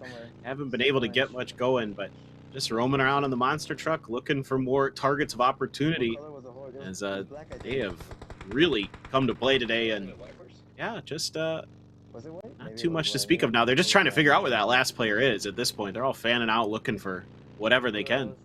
Yeah, they're again. I said sharks, you know, smelling blood in the water, and we're seeing it materializing here as they're looking up to try and pick up these final kills. And speaking of, we might see some more comes in as the battle of the vehicles here. Look at that swap, actually swapping from the driver's seat to the passenger seat, pulling out the gun, shooting, using the natural momentum of the physics built into the game to continue that as they're chasing down this monster truck heading up towards the church.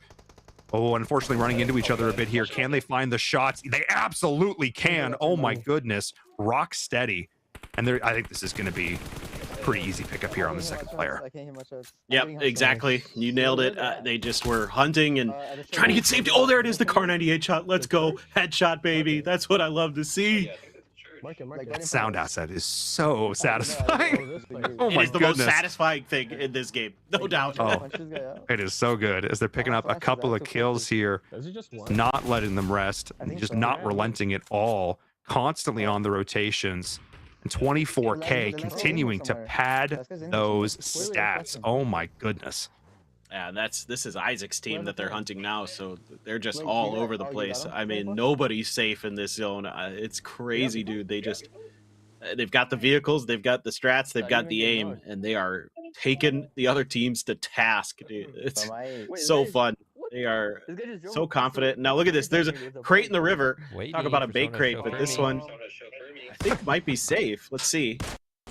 I mean, at this point, I was going to say has teammates there to watch out for. No, the teammates are off doing their own things. Now maybe finally coming in towards the river to provide that support. But no, that's easy. That's free. That seems like it should be one of those things that, you know, in an ideal world, another team would love to punish, but not going to be the case here. Just ending up getting that better loot and continuing on. Again, the key here is if you've got a general sense of where your opponents are, you look at where the circle is. Once you reach a certain high level of playership, you know how other people look at the map too, and then you can try and predict it. And then it becomes almost this mind game of like, well, am I going to go to where they think I'm going to, you know what I mean? It's always this back and forth of I know that you know. But at the end of the day, they're not even leaving anything to chance. They're just playing wide. They're playing aggressive, making a lot of noise, challenging the other teams to shoot at them. They're just going to shoot back. Yeah, it's that rock, paper, scissors. Like, do I, make that move? Do I do X, Y, Z? Now going for the recall here.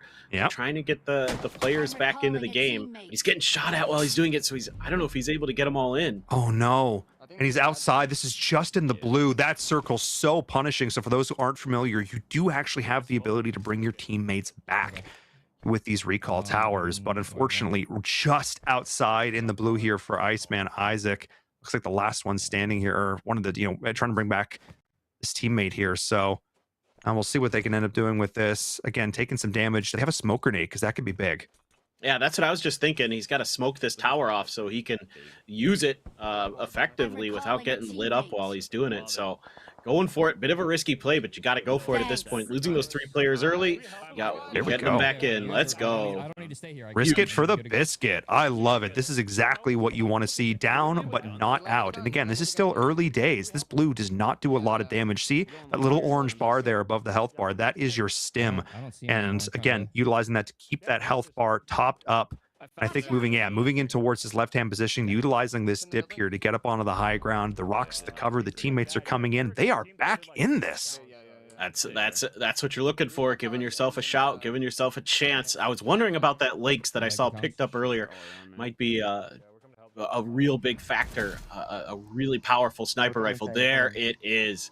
Such a nice pickup out of that crate, and it is a devastating gun. Hits so hard.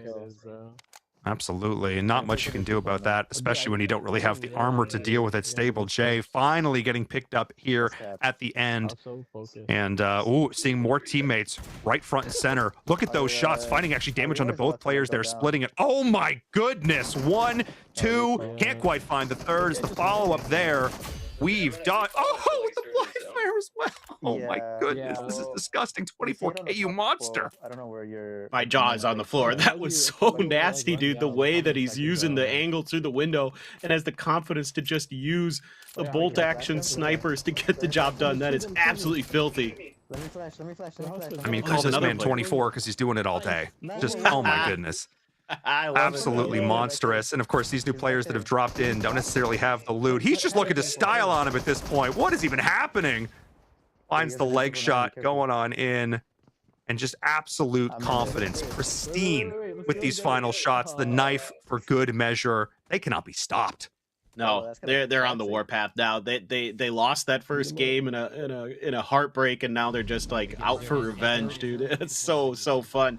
But still have a couple players up on our team over here, and they're trying to figure out where they're going. Is Spaceman Isaac's team did get that res through, so they're looking to try to at least get a little bit further into the game. Okay. I just want to. Still a lot of players left, so see how safe they want to play this. They got the motorcycles, so a lot of maneuverability here that you can utilize to get around the map quickly. A lot of speed on those two. Absolutely. Let's listen in with them and see what the game plan has to be for these two remaining players. Yeah, just us. And The zone just moved again. I see him on a so- horse in front of me, like 165. They're rotating into zone now. I didn't realize space was still up. You guys both hide. I don't think they saw me.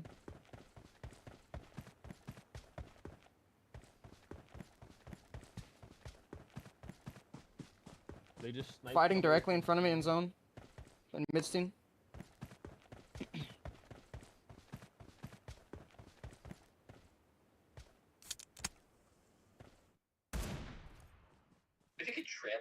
Oh, right in front of you, Huskers. All right. Wait, yo, hit one in the body. Hit one in the body. Let me pan him. Let me pan one. Oh no. Okay, I gotta jump back in. Hang on. They're being disrespectful here, Fafer. Oh no. This is let me pan one. Come on. They're melee kill maxing, man. They're just looking to see how many they can rack up. They've got a completely surrounded. There it is. There it is. There's the pan kill for Baby Tang. Let's go. Now they're chasing down another. Oh my goodness. They are relentless, looking to try and find the body shot with the sniper. But it's now just a race to see who can finish this up. Pans galore. They're hunting this player down. Some missed shots there, uncharacteristic. But this is just, I feel like this is weapons or something. That running style, we're just full Naruto. They're just going after it. Dude, yeah, they are just fearless, and with good reason. I mean, you've seen what they can do with even just snipers in hand. I think the Lynx might be out of ammo there, but still got that Car 98, and maybe could switch over to another gun. Nope, just gonna hit the shot anyway. Yeah, I mean, anytime you comfortably style with a red dot on your sniper rifle, you know things have gone horribly wrong in the other direction. And oh my goodness, putting them away one after the other. And this is tough, man. This is tough because the thing is too, this is the mental battle of this as well. You know what I mean? Like other players, this is demoralizing to see a team so confident in doing this. We're only on game number 3. No, I know. I mean, Natasha's team here is just trying to find some level of safety, but they have none to be found. And here's the pan. Oh my god, looking for the long range pan throw. That would be incredible if they could hit that. They're just going for it. Absolutely amazing. Go. Yeah. Oh man, they're just relentless now. They have the Molotov as well. Oh dear. This is mean. What are we doing? Did it hit? Did it hit? No. I don't think it did. Oh, so close. Oh, I'm seeing pans flying out though. Every throwable in the game. Oh, that one did. No. On the other side. No. I think they get it. Yeah, I was gonna say once the molly hit, it's GG at that point. I mean, that'll tick you down pretty hard. So, yeah, dude, they're just they're on a mission, and their mission is to go to Gamescom, and I think they're pretty well situated to go there at this point. Yeah, they're looking pretty darn good. Pretty scary. And again, at this point for the other team is, you hate to say playing for second, but I think at this point, every single game they play, they're going to get slightly more confident with the controls, confident with the inventory and the looting, get a little bit more learning how those sound cues function. Again, every single one of these people play video games professionally. This is what they do in some capacity, whether as an entertainer, as an esports professional, they know how to play games. And I'm really looking forward to seeing how some of these players who might not be as familiar with PUBG Mobile specifically work out and figure out some of the minutia of this and then apply it. Because I think even from, again, game 1 to game 6, we could see some very, very different levels of skill. Yeah, for sure. I mean, it takes time, right, to adjust, especially when you're going up against a team that has the confidence, that kind of understands the game. And oh no, they're losing players to the blue. No. There. Oh gosh. Oh no. and 24K finds another victim. So again, you're down to just Iceman Isaac, the captain, trying to see what he can do. And he's not in the next zone, man. Like he's gonna have to make a move, and he knows it's gonna be dangerous. So I think he's just gonna try to wait this out as long as possible, just see if he can, trick his opponents into thinking he's not here. Yeah, and did see the vehicle over the ridge, sees that rotation coming through. I believe this is a 4v1v1 right now. So Isaac went through, brought all the teammates back. All the teammates have fallen again, and is now back to this solo situation. So again, let's see what they end up doing here. Oh, interesting. So he's preemptively taking those meds. He's going to boost this. Is he going to try and heal strat through this a little bit? Be a little bit surprised. So what I mean by that, basically intentionally tanking damage from the blue, letting those other teams battle it out. At this point, Nat's down. There's no reason to wait. It's all go. It's all gas. Yeah, he was just looking for that second place confirmed. So Nat goes down in third, and here he goes. He's out there. He gets some damage, but he can't track him. They're going to just drive right by, and I think he's in trouble. Oh, yeah. Got that big clip there on this big LMG. Let's see what he can do. Let's see if he can put it to work. Unfortunately, taking damage from the blue as well. And it hurts at this stage in the game. Oh, my goodness. Just run on down. Hey, a second place finish, considering where they were earlier in this match. I still think that's it. Oh, we got the drop shot falling with the sniper. Oh, that's dirty. Oh, no. A little bit of style. A lot of bit of style, actually, throughout this entire game, man. That was absolutely insane, especially with the snipers. That's what brings me joy in my heart, is to see the players who are good with the sniper rifles. So yeah, just another good finish though for Isaac's team. They at least get into second, but it's a massive win for Huskers. Look, while style points may not be represented on the scoreboard at the end of the day, they're represented in our hearts, and that's what matters there at the end. Wow, just again, we talked about the idea of skill expression, and PUBG Mobile is one of those games where it really shows, all from the tiniest things of how you peek your head around a rock, to how you choose to make a rotation, to how you hot swap seats in a vehicle to pull off clutch shots, to how you control your spray with some of these, big assault rifles. So yeah, this is getting interesting. Again, the battle for second place maybe here a little bit, but now will Huskers let anybody else play the game? They're just going in, they're being aggressive. So I'm excited to see if they're going to continue to keep up this high energy style of game. I mean, 24K is on one. And one of the things I really like here is that we got to see a lot of, like, you're talking about skill expression, like the way that he's peeking, the way that he's maneuvering, the way that he's keeping, he opts to go for snipers. Yes, it's style, but the way he's doing it to keep his opponents at reach, so he doesn't, give them any opportunities to close distance, where he's like, okay, I'm going to peek you this way. Oh, you think I'm over here? Now I'm over here. I'm going to go for the shot that way. Oh, you want to try to wrap on me? I'm just going to go a little bit further the other way. Like little things like that are really important in a game like this. Absolutely. And you can tell by the way they're moving that they're utilizing these audio cues, because that's so important. Every single footstep, it's like a bat with echolocation, just tracking where they are, what floor of a building even they're on, to never get caught unawares. Hearing those vehicles coming in, being able to predict the motion and the movement to come out on top there. So look, we've had 3 high flying games so far, but that means we got 3 more. We're going to go to a bit of a longer break this time around, give the players a chance to reset, grab a drink of water. If you're watching from home, make sure you do that as well. Grab a snack, but come back, because we have 3 more amazing matches. We're running it back, doing these maps all over again, see who is going to come out on top here for this competition. We'll be right back.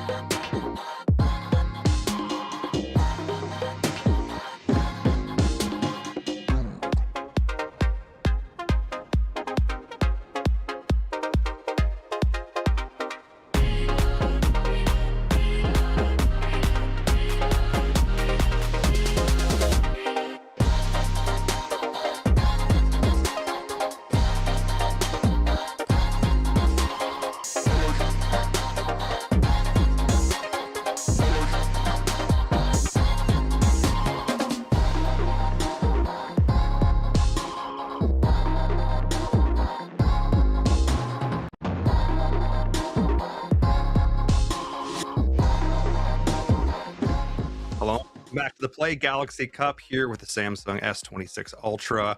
I'm in Verum. That's paper thin. And, well, we've had some matches already today here for our North American qualifier. Some went the way we expected, and some finished pretty dramatic fashion. Yeah, I mean, we've had some good games. Early on, a lot of explosive fights, a lot of fights that could have gone one way or another that kind of came down to the last moment. But then in our third game, Team Huskers kind of, realized they had that dog in them and just went for it, dude, and just came out with the swag and went for some explosive plays and nailed it. So it's been a ton of fun so far. It has. And if you're just joining us, well, A, welcome on in. And B, let's get you situated. Let's get you caught up with where everything is at. We have 4 amazing teams captained by some content creators that I'm absolutely sure you heard of, especially if you've ever watched a Battle Royale in your life in the last, 5 years or so. And they are competing, of course, today here in PUBG Mobile. We've got our leaderboards here set and ready to go. We've got our teams as well as we're going into it, starting with Team Z-Laner. Again, a name that a lot of folks should know with Staple J, Lies, and Destroy. I'm going to be honest with you. They have not had the best day so far. No, it's been a struggle, and we're hoping they can turn it around. I'd love to see them at least get some kills, get some eliminations on the board, so they can maybe get a little bit of confidence going, get some wind behind their sails, because it's been a rough start for them, to say the least. Yeah, you know what? But look, we're only halfway through. They've got a way to turn it around, and if they're going to do it, they need to deal with this team right here. Team Huskers, Fate, Baby Tang. And they call him 24K because he's at it all day. This man has put up more elims than like the rest of the lobby combined. He's been an absolute menace out there, but the whole squad has been showing up. Comms are tight. The shots are there. They're definitely the team to beat. Dude, he's 1 kill away from having 24 already in this event. I mean, he is just absolutely going crazy. So he's living up to the name, living up to the hype for sure. This team right here, it's been a pleasant surprise. That big clutch on Sandhawk in game 1 to get them the win and get themselves in a good position. So, Isaac's team is... they're hanging in there. They're getting some kills. They're getting some placement points. So they've got themselves situated really nicely to maybe be that second place team, or who knows, maybe even steal that first place spot. Yeah, I think they're the team that's impressed me the most so far, coming out and having these moments of brilliance and being able to sort of stay, hang tight under pressure and be calm under pressure. We saw a complete team revive in that last map, still come in clutch out of second place, just barely eking it out over Nat and crew here, who have tried a bunch of different stuff in these different games. They've kept together very tight-knit if they've been able to hold on to this early game, trying to leverage that to their advantage. They're just struggling a little bit with these later game team fights. The hope, I think, for this squad is that they're maybe able to catch out a straggler, here or there. And if all 4 of them can lock onto the same target, you can be darn sure they're going to pick up that elim. Yeah. I mean, I think, maybe with a little bit of time here during the break, they can just talk about, okay, like, we're playing it safe. Let's just make sure that, when we go for a move, when we go for a kill, like, let's all be on the same page together. Let's be a little bit decisive. Like, that's what we saw kind of hurt them on Karakin. So just, they've got a game plan, and it's getting them, into that third place slot. It's just getting a little bit further. It's proven to be difficult. Yeah, and look, the lead's not insurmountable, though, for that second place position. I mean, you look at this, you got to maybe think, maybe they're struggling a bit here, especially when you look at the elimination points, because placement points, those are set, but elims, those are per eliminate, a point per elimination, which means for Team Huskers there, that's 37 they've gotten now. It's incredible, and so much of that is in the last 2 games. I mean, they just have been fragging out of control, and again, 24K is so explosive, and he's so confident right now, taking all the fights, just winning the majority of them too. So yeah, need to see a little bit more in the elimination department there from our bottom 2 teams. Hopefully, again, they've kind of been able to take a little bit of a break and talk things through and figure it out, because playing safe is great, but you got to make sure that when your moments present themselves, that you're able to capitalize. And here's this huge win out in game number 1. This was absolutely crazy, and I love these guys. They were able to pull this miracle out here from space, just going absolutely crazy. Yeah, I mean, this was a massive victory. Being able to pick up those 3 elims, getting that first place spot, absolutely huge. Again, jumping across multiple maps here, we've seen, again, some really strong individual shots here. And again, being able to pick things up here Those shots with the sniper rifles were really impressive there in that last game. And a little bit of disrespect with the pan, getting into the heads of their opponents, playing those mind games a little bit. But of course, when you have players pulling off shots like this, the drop shot into the blue to finish things up. Again, the impetus is now on these last couple of teams here as we're getting into our our fourth map of the day, resetting things over here back once again on Sandhawk. Z-Later's looking excited. He's ready to go. He's feeling, look, he's got the S26 Ultra in his hand. He's ready to rock as we're jumping into this fourth game. Yeah, my guy needs a few kills. Let's get that going, and then we'll start feeling a little bit better for sure. But yeah, another Sandhawk. Curious about any kind of early game aggression, like that's what the name of the game has been for Huskers, where they get in those vehicles where they can and just go roaming. So like on Sandhawk and Livik, that's going to be a lot easier to do, of course. So we'll see what it all boils down to, as just players getting in the plane, getting in their drops, and getting ready to rock and or roll.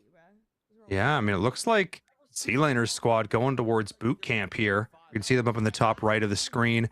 But I'm looking to the top left as well. Looks like multiple squads might be looking to hot drop here on boot camp, which means we could be seeing some early action here. This is a great spot in terms of loot, but it's also dead center in the middle of the map, which means that if everybody decides to drop here, it gets bloody real fast.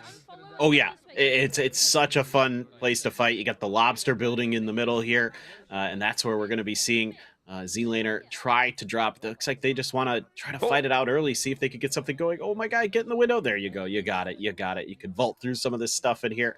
Looking for that big gun, that 4x scope. Not really interested in that. 3x note vector. Yeah, grab that. That'll shred close up. Yeah, again, not a lot of rounds in the clip, but if you can get them down range, you're in a pretty good position. And this is what we talk about boot camp. Look at how much loot is just immediately on the ground, but already the kill feed is lighting up. Looks like Mar is getting dropped there as well. So already seeing some early action coming in with the old dinner plate. Oh, that's 24K. What a shocker. What a shocker. He's just continuing on the warpath. He wants to set some kind of record.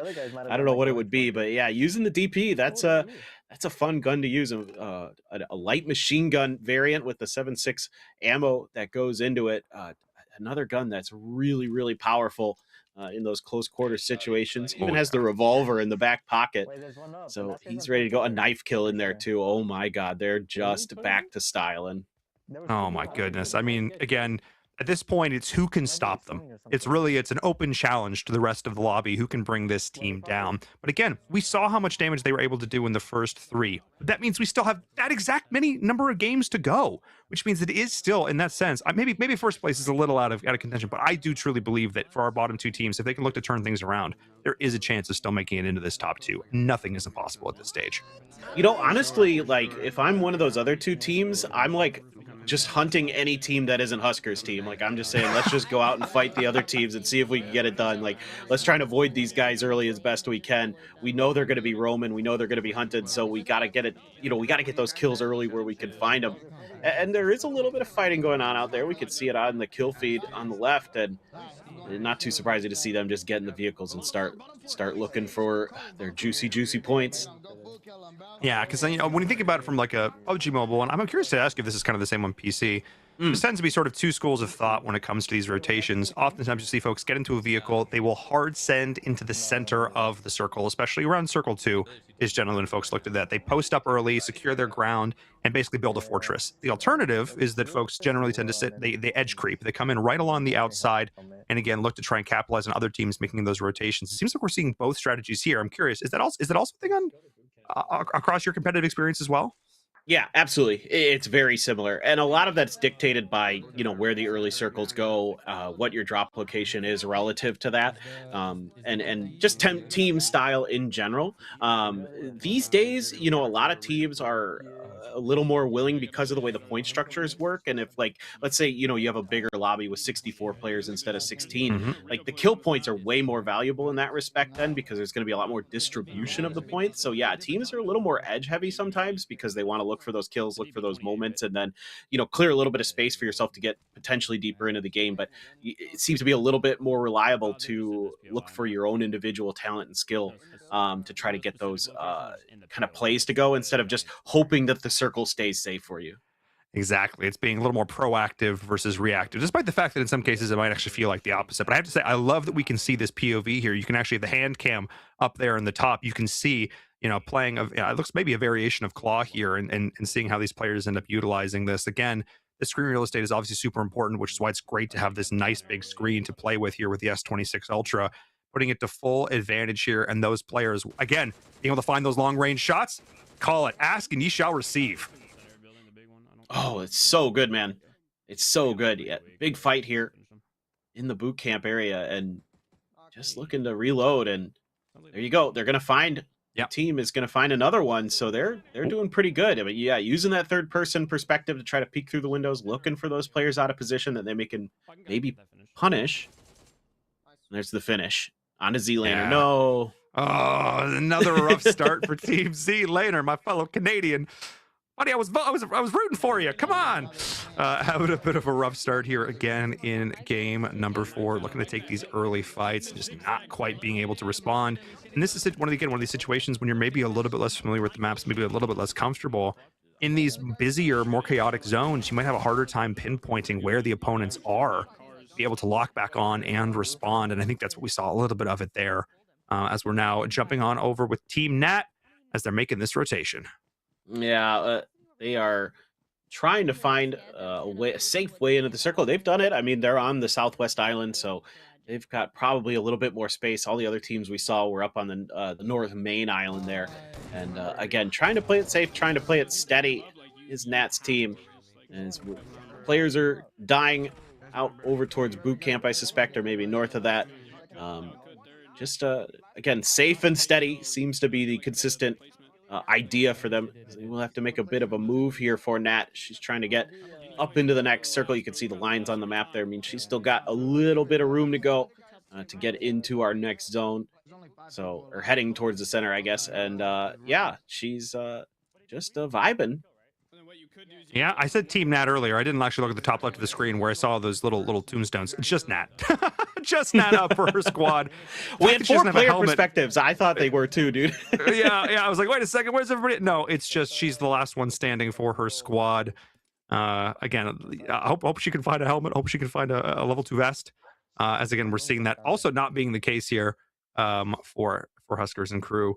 Again, need to prioritize getting that helmet. I've commented on it quite a few times here, and I can't, I don't want to sound like a broken record, but it literally makes the difference of whether or not you get one shot by a random bullet from across the map. So having that better gear makes a huge difference. Yeah, it is massive in a game like PUBG Mobile to have that extra level of armor. People don't understand, like it's a 1 bullet difference in a game when it comes down to, let's say you've got an even fight, like that extra bullet, it makes all the difference in the world. So certainly a big deal. QBU there, I saw a kill feed, saw a kill in the kill feed with that kind of that DMR sniper rifle 5.56, using that to good advantage. But they do lose fate here to Huskers, but yeah, 24K's the final boss still in the lobby. Yeah, Fate going down again. One of those players that's played for a lot of big esports rosters over the year, has played at that high level competition.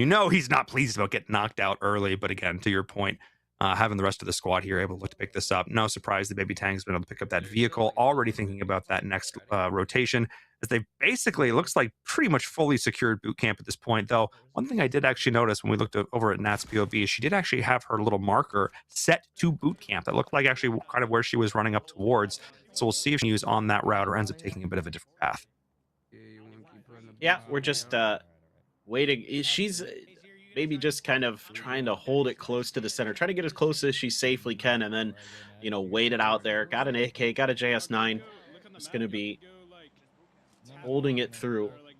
And patience has been the name of the game, and they've been doing okay, but it seems to be just another rough start. I mean, there's not a lot of players left. It was so bloody in boot camp, and then Huskers team rolled in, cleaned up what it was left of that party, and just going to be chilling as we situate ourselves. Yeah, I mean, there's a lot of hiding places on Sandhawk because it's so dense, because there's so many trees. There's a lot of those buildings that you can just kind of chill in.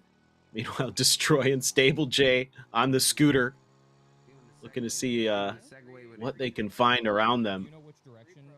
Yeah, we're again, it's all about thinking about where folks are going to go next and trying to predict and preempt those movements so you can be there, set yourself up, keep an eye out. But it's interesting, again, I think even or looking at the pre-break matches, I think folks would have been a little bit more keen to full send, but it's getting a little bit more serious now. Folks are sort of saying, oh, look, we're going to take this a little bit more seriously. But again, I think the impetus is still on Team Huskers. They're the ones with the vehicles. They're the ones with the experience. They're going to look to try and take the fight to the other two squads. And for these solo players, or the 2 and the 1, I should say, it's all about just trying to out-survive that other opponent. Yeah, especially if you're one of the teams that's like in second place or something like that. You want to hold on to that qualification spot, so you don't want to give anything else up early. So that's why I think you're seeing a couple players just trying to survive if they possibly can, or at least give yourself that extra advantage. So you hemorrhage some players early, and then you're like, okay, we got to turtle up. We got to make sure that we get the placement points at the very least, even if we can't get the kill points. Let's not give anything else up over to Huskers team, as he's going to grab the horse and just mosey on over towards the north. They're just, again, they're hunting. They're just fanning out, looking for anything they can find, and those vehicles and the horses and the ability to get to those positions is what has been so instrumental for them. Absolutely. Having that additional mobility. And again, you're just observing. You have more chances to get these eliminations because you're seeing more of the map. As we're seeing right now, oh my goodness, here's the footsteps, looks over. Molly on one side will force them out. Now watch the way they go right, forcing the reaction from both sides, pulls out the shotgun. Look, gets it done. The eyes, man. The Molly went a bit far there, so he just opted to try to push behind it, see if he could catch him off guard, and he certainly did. Try to hide in the grass. It isn't going to work against pros. They've got great eyes, so and the great screen that comes with these Galaxy S26 is definitely helping too, so love to see it. And yeah, it's okay, now there's only 2 other players left, so it's 5 remaining that Huskers have to deal with, or 2 remaining other than them. And they're just trying to figure it all out. They're just wanting to end this as quick as they can. I mean, look, it's taking a bit of damage though in a 24K, as Nat is going to get picked up there. Use the crossbow. Oh, yo, he is he's running the gauntlet. He's like, what gun haven't I used to kill someone? Yeah, we're playing gun game. It's the challenge mode. We got to use them all. It's in the game. We got to use it. As Baby Tank picking up another elimination in the feed, which means that there's only 5 players remaining. Not many left to go, as once again, Team Huskers on the hunt. And again, I got to give so many props to this squad, just continuing to stay calm under pressure. I mean, it makes sense. They got that vapor chamber cooling. They're staying calm. They're not letting this slip at all. It'd be so easy to get overconfident, but they are not letting that happen. Despite the fact that some of the players are a little disrespectful, they are still coming into this with this intent to win, and I love to see it. Oh, for sure. They know that, they can basically make this out of reach just by winning this. I mean, they basically already have. Pick up the bow. Kills. Pick up the bow. Do it. Drop the QBU. Huskers, pick up the bow. Pick up the bow, Huskers. Yes. Let's go. Get that Legolas action going. Woo! And they explode. Legolas, if they remake Lord of the Rings where Legolas is exploding arrows. I dare you, Peter Jackson. I dare you. Do it. Do it. The orcs already stood no chance. Now they're really screwed, man. Like, that's ridiculous. Yeah. Giving Saruman a taste of his own medicine. I digress. That's right. Yes. Look, what is this for the nerds in the crowd? We know what's going on. As we're seeing who can pick up this final elimination here. It's actually it's a 3v1 situation. I would love to, if we could get a chance to jump on with the last remaining solo player, because I always love to see the 1 in the 1v in these situations to see if they can go. At the same time, I want to see Huskers get a kill with a bow. That would also be pretty cool. That's what they're hunting for. That's what they're hunting for. He's going full predator mode here, and there it is. The last player. It's once again. Oh, it's Isaac. Isaac, always the last one standing. I mean, those horses are fast. What is it, the Kentucky Derby? Oh my goodness. Just out of sight in a blink. And now position exposed. Here's the shot. Here's the footsteps coming in behind, but pinch between 2 players up on this hillside. And the horses are jumping all over the place. What is going on? Oh my goodness. Able to hit some shot. Great tracking as the rest of the team is dogpiling in. Finds one. Going to secure the kill. Wants to get those points desperately here as the rest of the squad is collapsing, but can't ignore the last team members over on the other side of this ridge. They're just happy they got the kill before they die. Just looking for at least the one. Can't clutch it out this time, but they at least get the kill. They're happy about that, man. Just giving themselves a little bit more cushion there in that second place spot. Yeah, I love to see it. All smiles coming in there. I think there was a world he could have tried to pull for the 180 and pull off the rest of those elims, but I digress.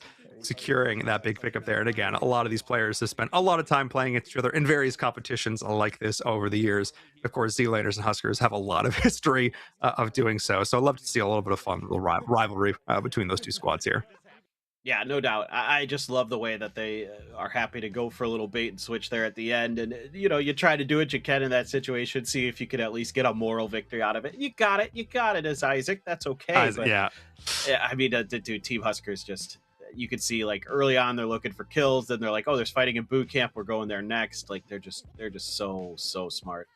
Yeah, and I got to give so many props. Again, Isaac has been that squad, and as well, just as the anchor for this team, constantly alive there at the end, able to get those pickups, able to keep the squad in it. So now what a fun match. Again, we saw little beats of action all throughout, constantly keeping us on the edge of our seats, seeing we're running the gamut as well when it comes to utilizing these weapons. I'm sure if I'm a developer watching this, I'm smiling. So we put that in the game for a reason. Yes, which you always love to see. So again, that's game 4 now in the books as well, though. I'm gonna be really curious to see how that score screen is shaking at the end of this, because again, so many eliminations sort of going up towards the top of the leaderboard there. That does mean there is an opening for some of these teams down towards the bottom to try and claw their way into that third or second place spot, I should say. We're going to find out in a bit, though. We're going to hop to a short break. When we come back, 2 more matches in store here for the Play Galaxy Cup. See you soon.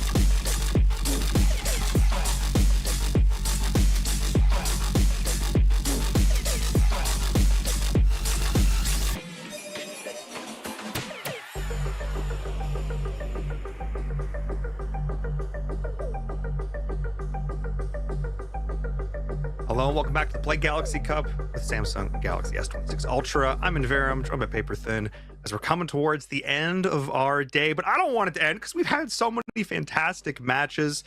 Of course, we've had ups and downs, but Clinton, what team has kind of been rising head and shoulders above the rest? Yeah, I mean, Team Huskers is really just on a roll. I mean, they're unstoppable. It feels like, other than that very first game, they've come through and won the rest with big kill counts to boot. So they're doing a great job. I'm really, really just loving the way that they are using their confidence, using that momentum to just keep snowballing these lobbies. And that's what you got to do, man. Like, when you've got the advantage, just press it. And now they have nothing to lose. They're pretty much guaranteed to go on. So just keep having fun out there. Keep showing us some good plays. I need Z-Laners team to step it up though, man. Like they're at least trying. Like they went for the hot drop this time. They tried something a little bit different in boot camp. Just didn't go their way again. I think I love that decision. Again, it's one of my favorite mantras when it comes to games. Don't play to win. Don't play to not lose. They see an opportunity. Look, let's try and just find a gun ahead of our opponent. Don't let them get set up. Don't let them get kitted. Let's try and take the battle to them. They did it again. It didn't quite work out in their favor. I think they were still able to pick up a kill, though. We'll take a look at the scoreboard in a bit. But again, trying to disrupt, because that's the only way to really take it. You've got to, again, hope that you can find that better weapon, hope that you can find the advantage, hope that you can find a 2v1, hope that you can find an outflank. Because trying to outplay Team Huskers right now on a straight up and down 1v1, a little bit tough. Yeah, unless sometimes though you remember Team Iceman Isaac, because they've had some shots and some good wins. Yeah, they're doing just fine. Like they've got themselves very comfortably in that second place spot. Should be looking like they should start checking those tickets to Cologne, seeing what they look like. You know what I mean? Like getting ready for that, because they should feel okay. They're not 100% through yet, but I think they're pretty well situated to be there. And Nat's team, like they're trying that safer style, but somehow they lost 3 players very early in that game. So even with that safer style, now other teams are starting to punish it a little bit, and they're just trying to get their footing. So a couple more games to go, at least kind of try to end on a high note. We're hoping get some kills in there. Yeah. Absolutely. And I think at this point too, teams are looking, like I said, teams are looking to take these early fights. So I'm not really surprised to see more of it here. We saw it in this, no gear, no problem, one single gun, able to pick that up. And we're seeing again those early. I love seeing the DP coming as well. You don't see that super often, so that's super cool. But again, I'm glad to see teams that are being proactive. We saw them try and play more of, I don't want to say camping style necessarily, but not necessarily working out for them so well here. Is that crossbow, that's just nasty. I love the crossbow. It's so fun to use. Like on some maps, like if you and your teammates just all agree, okay, we're going for the quiet weapons, we're going for the crossbow, let's be sneaky, let's see if we can, get some fun kills, try to utilize the kind of underappreciated elements of the game, I'd say. But of course, yeah, most teams want to run those loud guns, they want to run at you and use those ARs, use those shotguns. But man, the crossbow, it just speaks to my heart. I mean, again, it harkens back into the old school Predator days. You know what I mean? You feel like you're Sylvester Stallone running through the jungle, trying to make it out on the other side. And no, I'm glad to see the teams are utilizing it here. And again, even just a little moment of complacency. You see Nat, they're likely cycling through an inventory, trying to juggle, figure out what's going on. You've got to constantly make sure you've got your head on a swivel if you're going to take those times to go through, make sure your setup is good, which you should, because that gear is so important in a battle royale. Maybe make sure you're sitting off in maybe a little bit of a corner. Make sure you've got a teammate to watch your back. And again, I cannot emphasize this enough. Buddy system, very important when you're playing 4v4s. Make sure that we often see at the high level teams running in pairs just to have someone to be able to, again, multiple people listening for footsteps, listening for vehicles, listening for gunshots. Because again, that's a really, when we're playing on maps that are so small, again, to remind folks, like Sandhawk's 4x4, when we talk about kilometers, but these other 2 maps, we talk about Livik and Karakin, they're 2x2. They are tiny. If you hear there's a fight happening on the other side of the map, you can basically hear it no matter where you are. And again, having those multiple folks there, make sure you got your headphones on, listen with this crystal clear audio, always super important. Because again, we still have 2 more matches left. Things can maybe they're set in stone a little bit, but maybe it's theoretically possible for us to still swap out this emerging spot. Got to come out with a couple big games. I think I like what Z-Laner's doing. They're like, go big or go home. We need the points. Like, let's just get in there, get to the center, and fight it out. And let the chips fall where they may. And they're trying, man. It's tough. Like in this lobby, like there's a lot of really good players. Not just on Huskers team. Like we've seen it with Isaac's team. Like they're really stellar. So Yeah, we'll see. I'm very curious. So Karakid coming up is always a lot of fun for me. I think again there aren't really vehicles on the map, so it's more about on foot and trying to make decisions that way. And, oh man, I just keep thinking back to that last Karakid dude. Nat's team had a chance; they could have done something, but they just kind of couldn't figure it out. They were in the process of putting the pieces together, and maybe just a little bit of less experience with PUBG Mobile as a whole kind of hurt them there, and understanding the map and how everything works. And then then it was a bit of a disaster. Bit of a lights out situation, because there are, like you said, there are some powerhouses in the team that are, you hesitate for a second, you give an inch, they will take a mile. And we see it here as we jump towards our leaderboard, because some of those top players, they have made their presence felt in these first matches, as you can see by this pretty heavily skewed distro. I was right though, Team Z-Laner, they did first elimination on the board. Hey, let's go. That's what we wanted to see. We talked about it before the game. We're like, just come on, get some eliminations, and they got it done. So, these are long games. These are, you've been talking about it all day. It's not a sprint. It's a marathon here that we have to do. And, we've got a great device for it, great battery capacity on these Galaxy S26 Ultras. And yeah, man, they're trying, and there's a few more matches. At least make this a respectable finish. Yeah, I'm serious. Also, 5,000 milliamp hour battery. I have literally not charged this thing since I've got it, and we're still at 81%. That is a true fact. I will show the screen at some point if anyone cares. No, seriously though, one of the things I was not expecting to look at a scoreboard like this and see a kill point, elimination points higher than placement points. That is terrifying. That is absolutely terrifying. Husker's team have just been nonstop. They are just constantly moving, constantly looking to pick up these elims, and everybody else, at this point, maybe it's hey, truce, maybe we try, you know what I mean, just see the other team. You don't know who you're shooting at, but I imagine if there was a psychic connection, some of these teams, maybe Nat and Z-Laner at the bottom would be like, come on, let's take down Huskers. Yeah, let's see what we can do. Yeah. Meanwhile, Huskers are knives only the rest of the way. Let's see what we can get done. It's been impressive. I mean, you can see why they are, players that, like you've said, have won multiple titles. They're very, very talented. They're so. You can tell by their movement, right, with the way that they're constantly changing perspectives, doing the ADSs, changing the slide angles to get the position, using the utility, using the mollies and things like that to clear angles. It's just so good. Absolutely. I mean, looking at doing research for this event, pulling up the Wikipedia pages, and you just scroll, and it's just they have played a lot of high-level competition. Folks have been playing this game competitively for half a decade at this point in some cases. So, yeah, definitely the ones to keep an eye on, but we're jumping on board with Z-Laner to start. Picked up that first elim. Again, the first snowflake that turns into the snowball that starts an avalanche. That's what I'm looking for here. They're kind of jumping in the middle of nowhere.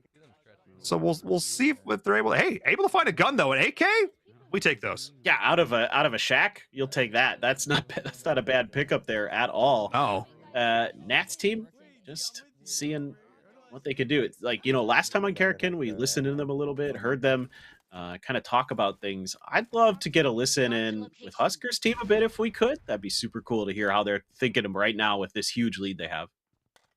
Yeah, I bet the confidence is there. Would love to check in with them at some point as well.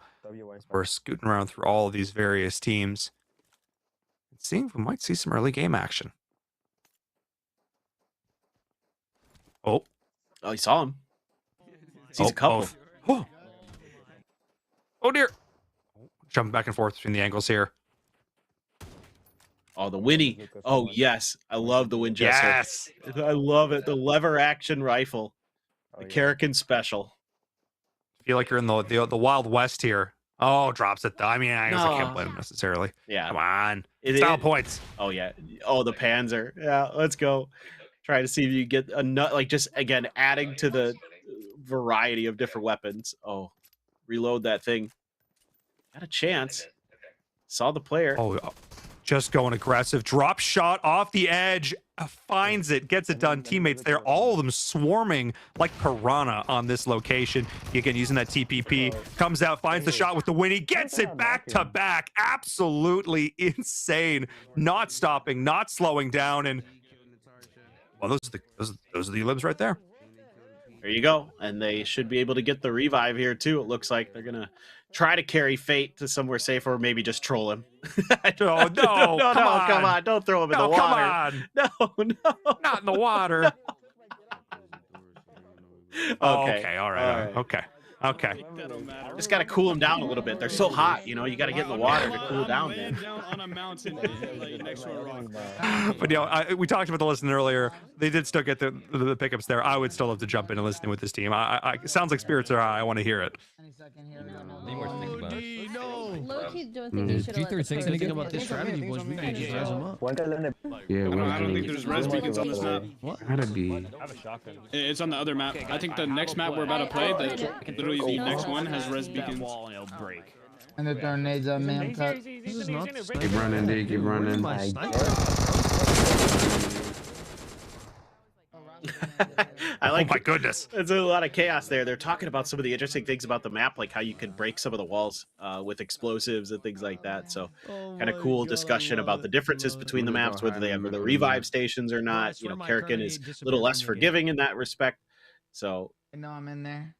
just taking a look here with Stable J and some of the boys with Z-Laners team. They've already lost one, but they're kind of just getting a little bit of info, a little bit north, but First Circle Karrakin covers a lot of the island.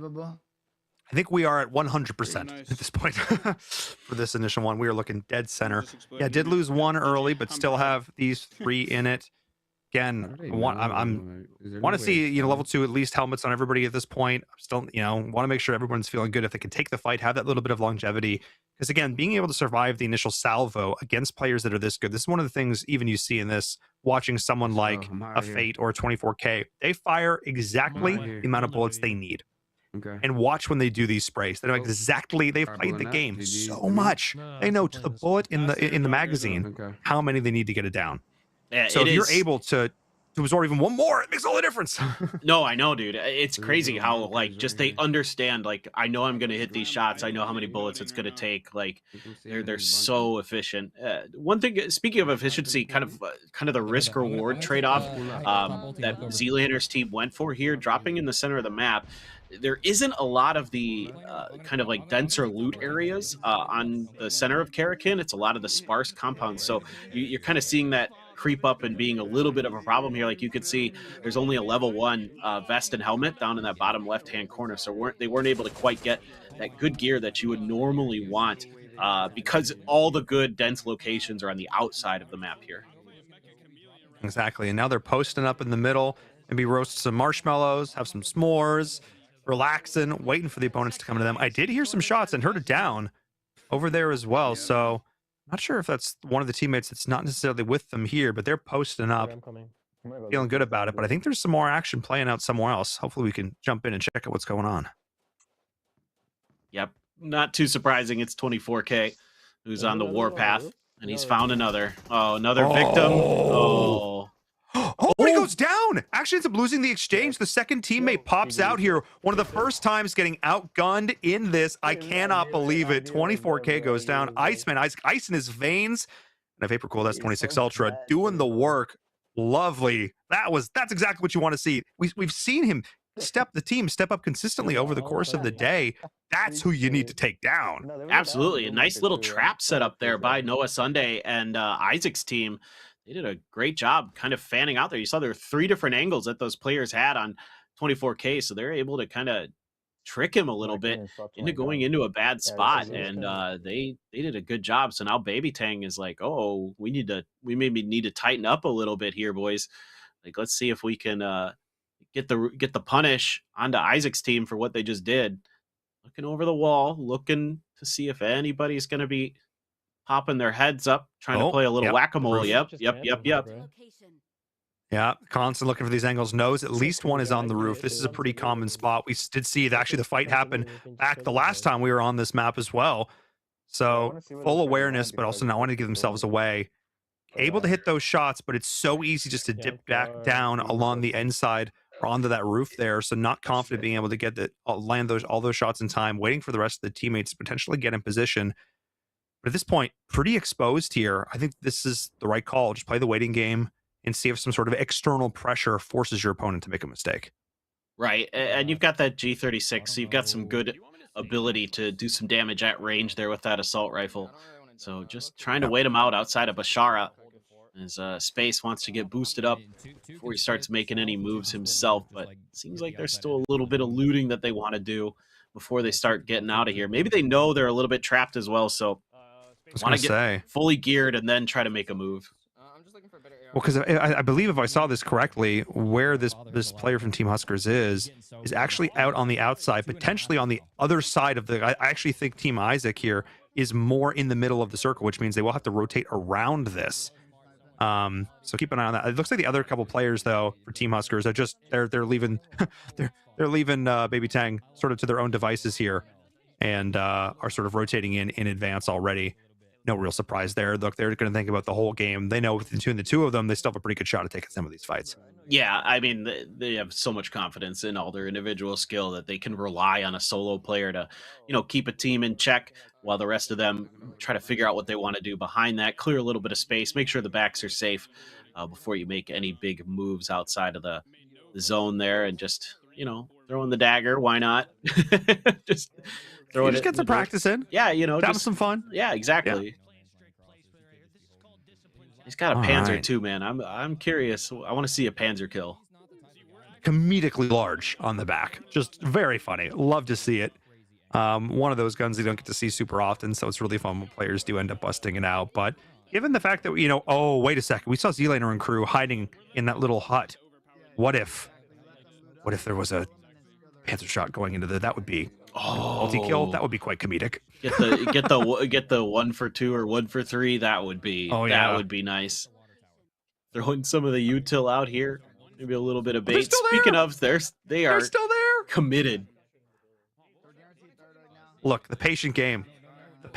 Do not fear the person who has practiced 1,000 kicks once. Fear the person who's practiced one kick 1,000 times. They are sitting here. They are waiting. They are locked and loaded. Somebody walks through that door, they're going to be mincemeat. Unless they have a Panzer, then they might be in trouble. Fair enough.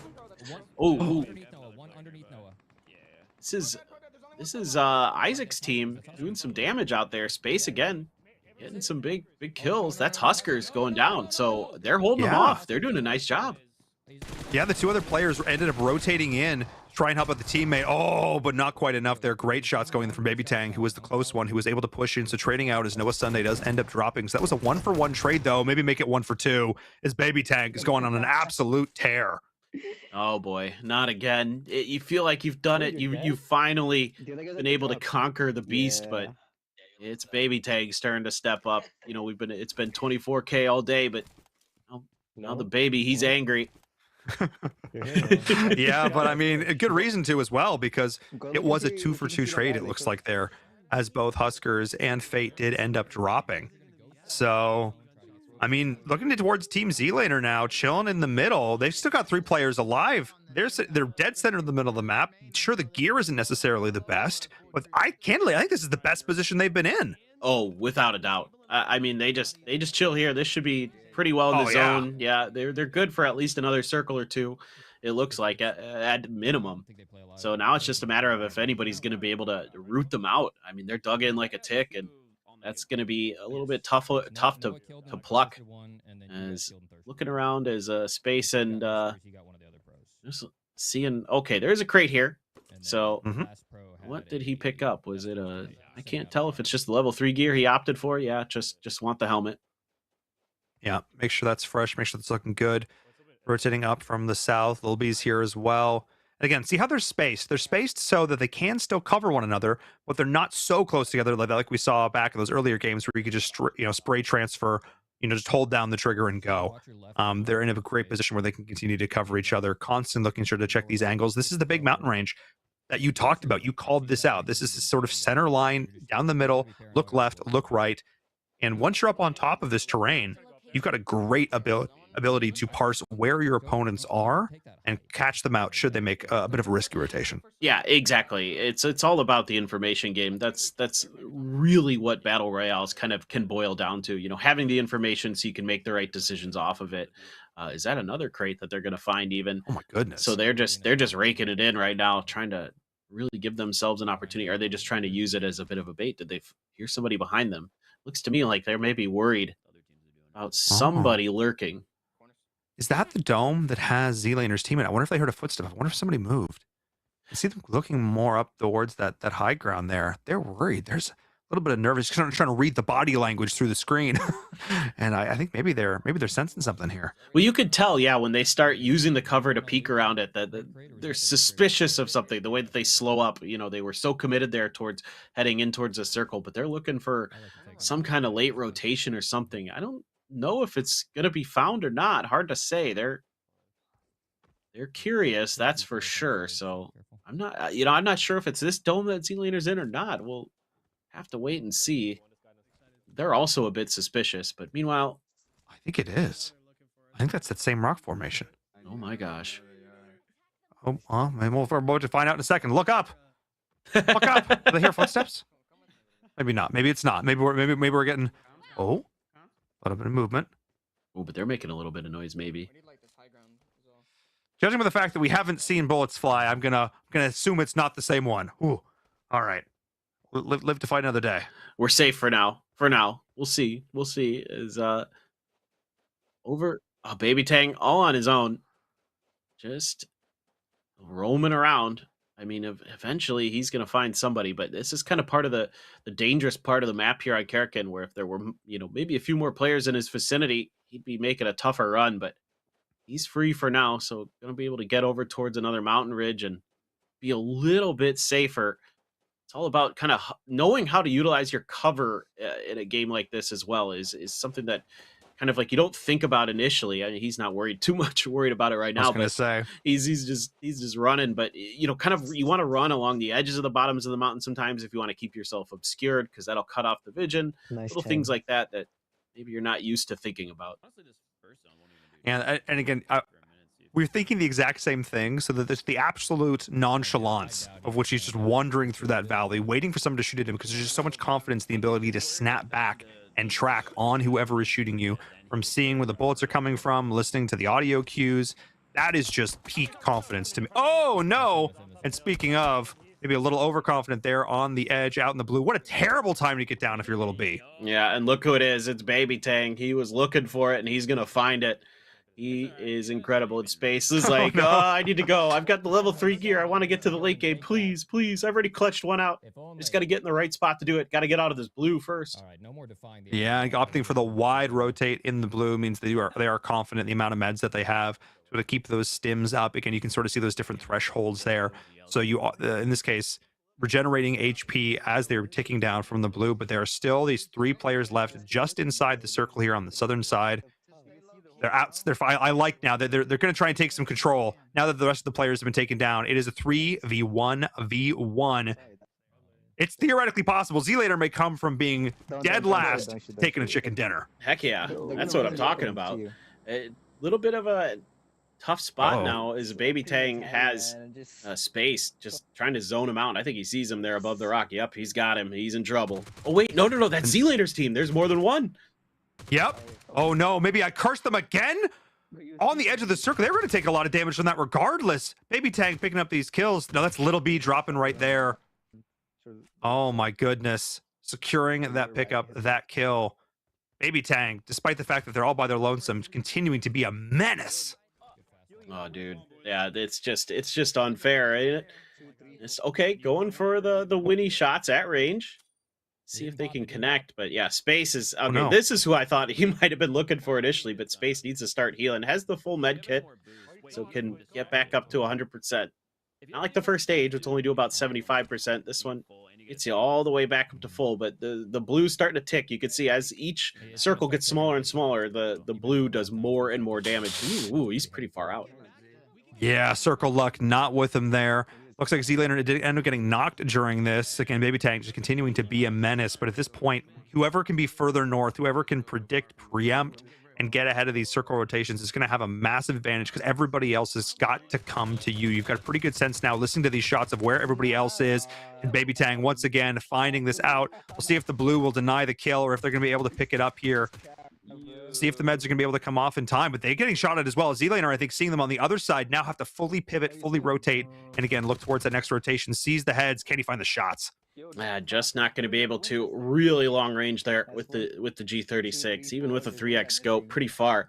Has the Saiga in the back pocket, and maybe thinking about going for the up close and personal play. So a little bit of a damage done at range. Oh my god, he got it. He got the knock. That is insane. 248 meters on that one. Absolutely disgusting. But one thing to note, that last player from Team Isaac is still out there. Did not end up going down, was able to get the meds off in time. It is still a 3v1v1, but Baby Tang knows, does not care, is continuing to push this, is continuing to keep up the pressure. Sun's out, guns out. They're going all in. Let's go. I want to see Z-Laner's team just try to collapse together on this. They're fanning out, trying to figure out, I think, where Baby Tang went, maybe, trying to keep track of him. See if they can get that Winnie into position to do some damage here. Looking for it, still can't see him. Again, it's all about using that cover, and Baby Tang's been doing a nice job of using the terrain to keep himself at least in the hunt here. Yeah, continuing to keep up the pressure. And constantly having to look back over the shoulder because there was that player, that other last remaining solo that they did end up shooting. And I think, did they make the decision to, oh, yep, sees the shots here. So now knows where the opponents are, so can now deal with the player coming back in behind. He does not want to get sandwiched. That is the worst case scenario. Yep, exactly. And he's doing a great job of putting cover between him and his opponents so he can isolate the fight. Meanwhile, yeah, he just gets in, but he doesn't have a lot of time here. The next blue is not going to be too far behind him. Let's just see if he can do something. Ooh, he's going to see some people. Yep, does see the footsteps, though, to his right, close range. That is Baby Tang. Up close and personal. Good jiggle peeks around the corner there. Thinks they see someone. Actually, did they see them? Because Baby Tang seems to be looking in completely other direction, I believe. The space is actually off to his right here if we're looking at this, trying to orient ourselves on the map, jump between these different POVs. I think he's actually full. I think space is actually fully bypassed him. Are you talking about me? I think you might be right. Baby Tang, he's gone all the way around. Yeah, he doesn't know where he went. Baby Tang might be in trouble here. Exactly.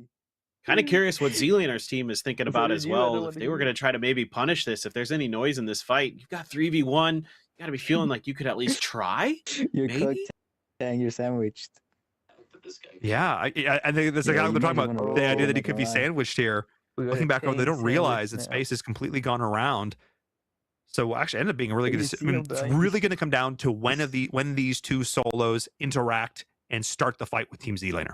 That's what it's going to come down to. Who can be the third party? Who can capitalize on the chaos? Yeah, exactly. There it is. Yep. He's got him. He's got him. Got the shotgun. Yes, sir. He's ready to rock and roll. Yo, that guy's got movement. He's got movement. Cooks the grenade, throws it out. Trying to find the angle, pushing with the shotty, complimenting the opponent's movement. And gets the shot! Huge play here coming in from space. The outplay, the 1v1. And that is our lobby leader down in third place. That was pretty sick. Now, okay, gonna have to get moving here as the blue is coming and Z-Laner's team wants to just try to end this. There's a rock there. Not sure. He didn't take too much damage. Has the full boost going, trying to get through.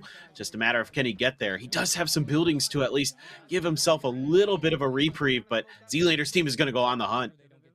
I'm finally putting away that Winchester. As much as I would love to see that final shot come through, I think it's time to put that 7.62 to work as Team Z-Laner is pushing in. They're a little bit spread, though. I actually don't mind this, utilizing this high ground position, trying to get the angle. We are seeing the shots come in around the side of the wall, taking some shots in return. Z-Laner needs to get these shots down range, needs to give the teammates the cover. Frag if you have it. This is a little bit tough, but space should be pretty well dead. He's on the outside of the fence. I mean, this is a really difficult position to be in for him. Oh, it's some big damage being done there. Z-Laner tapping with the AK. Yeah, pulls out this gun one more time. Got the scope. Going to look to try and make it happen. I doubt we'll see this peak again, though. Oh, I lied. They saw it and actually doing some good damage in return. Well, now we've got a problem. Stable J's been knocked, so all of a sudden here, no, this is looking a little dicey. The blue's right there. It's coming. Yeah, space still on the outside of this wall, though, not able to push the luck. Now going to look to try and rotate in through, capitalize. What, 5 seconds? This blue is going to move. Who's got the stims up? Who's got the meds? Who's going to be able to survive through this longer? As we've seen the push coming in here with the SMG. And look to try and find the angles. Again, doesn't want to tank the blue as much as possible because this stage in the game, Paper, it hurts. Yeah, this is where it really starts to become a problem if you spend too much time there. Look how much it chunks every couple seconds. Tick down, tick down. He's got one. Can he find two? He got enough. He's doing so much damage, but he's in the blue. Oh my god, did he catch me? Did he do it?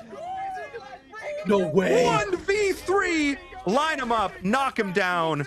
We're going bowling. Oh my goodness. I can't believe he just did that. Taking down Team Huskers, taking down Team Z-Laner in a 1v3. And he was in the blue.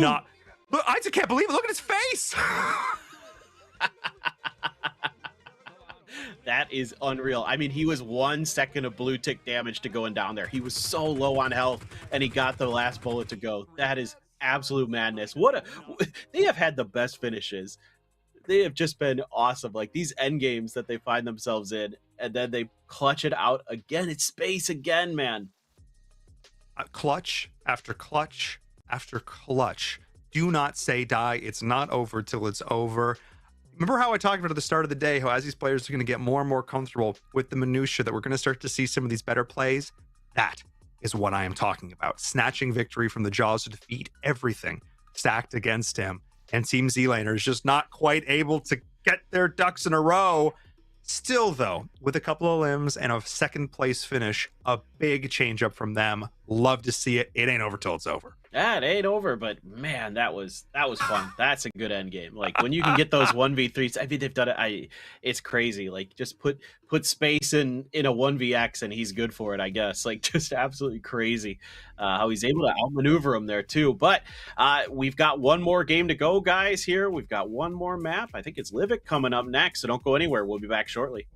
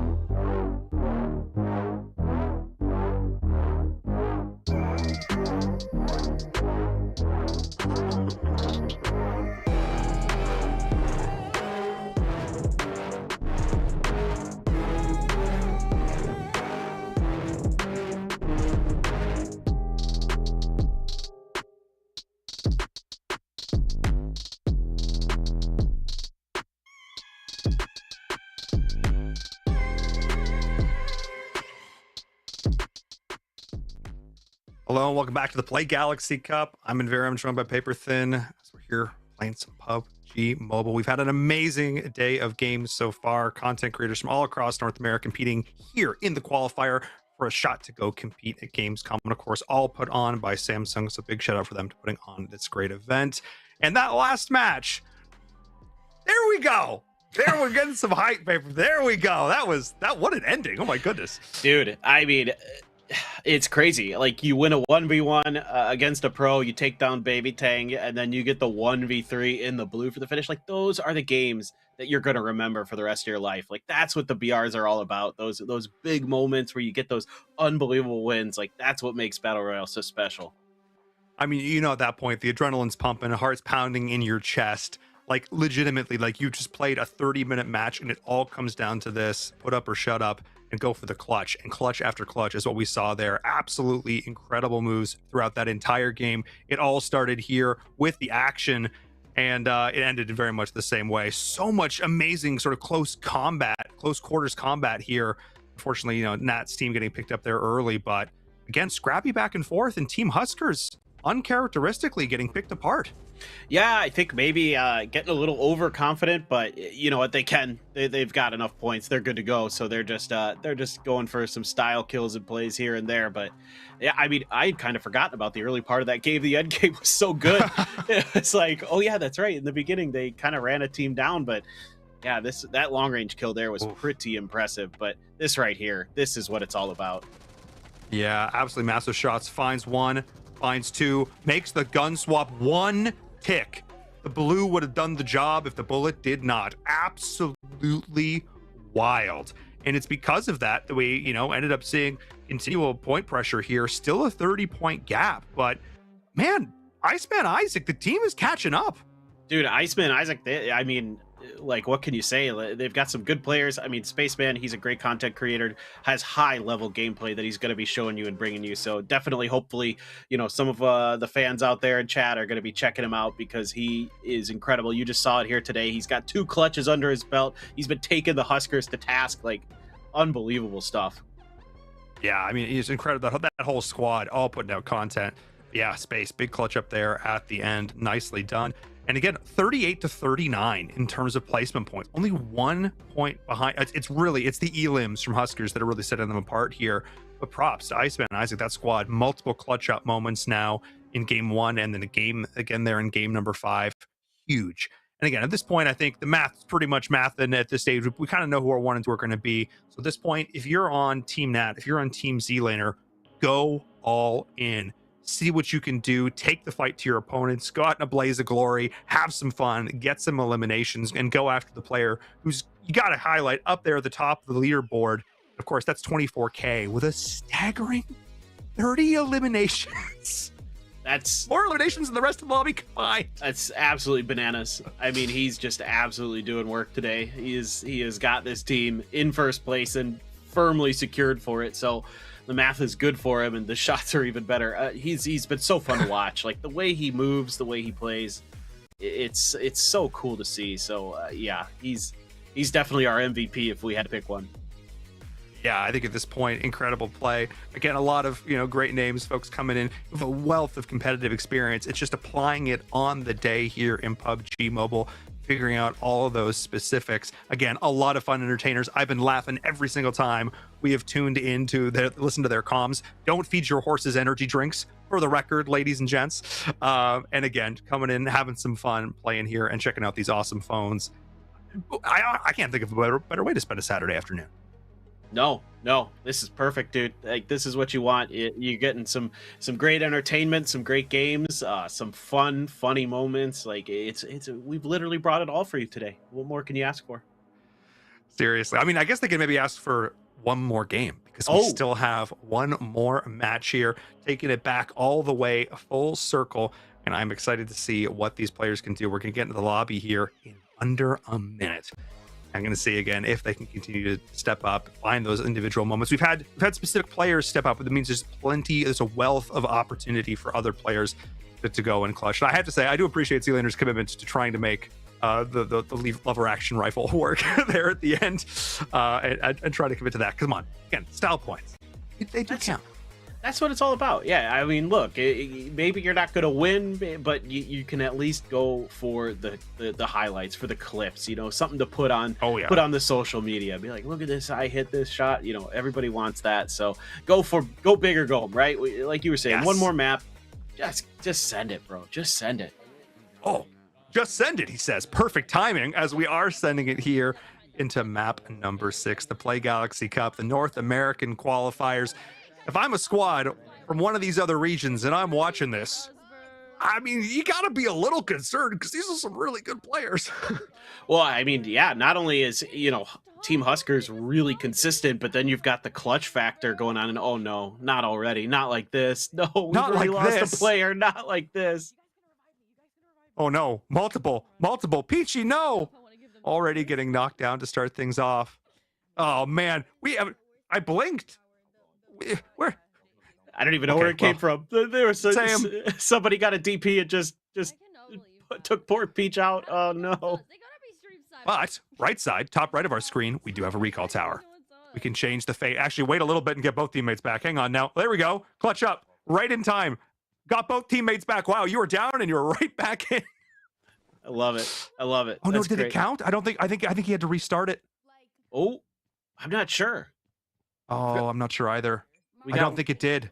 One back in. Well, I don't Then think did it got we the lose I think you another? had to restart Oh. the cool. Oh no. Oh, I don't know. no. I had to double check exactly how that works. Oh my goodness. Oh. Oh, Peachy, no. No, not like this. Not like this. Oh, it's crazy. Well, still got all 4 up here. It looks like Lies took a little bit of damage in some kind of exchange, but nobody's super close to Z-Laner. They're pretty spread out, but got some guns, got the JS9, got the QBZ. So you're sitting pretty with a decent combo there for sure. Absolutely. A lot of close range firepower to be able to bring to bear here. And again, we're just sort of getting these little snippets of action as we're sort of catching the edges of some of these engagements. But we haven't seen a real all-in team brawl yet. So curious to see when eventually that will, and we're seeing folks around here a little bit felt. So yeah, want to keep an eye on this. Want to keep an eye on team like an Iceman Isaac, as they've definitely continued to step up game over game. And I have to say, really phenomenal individual plays.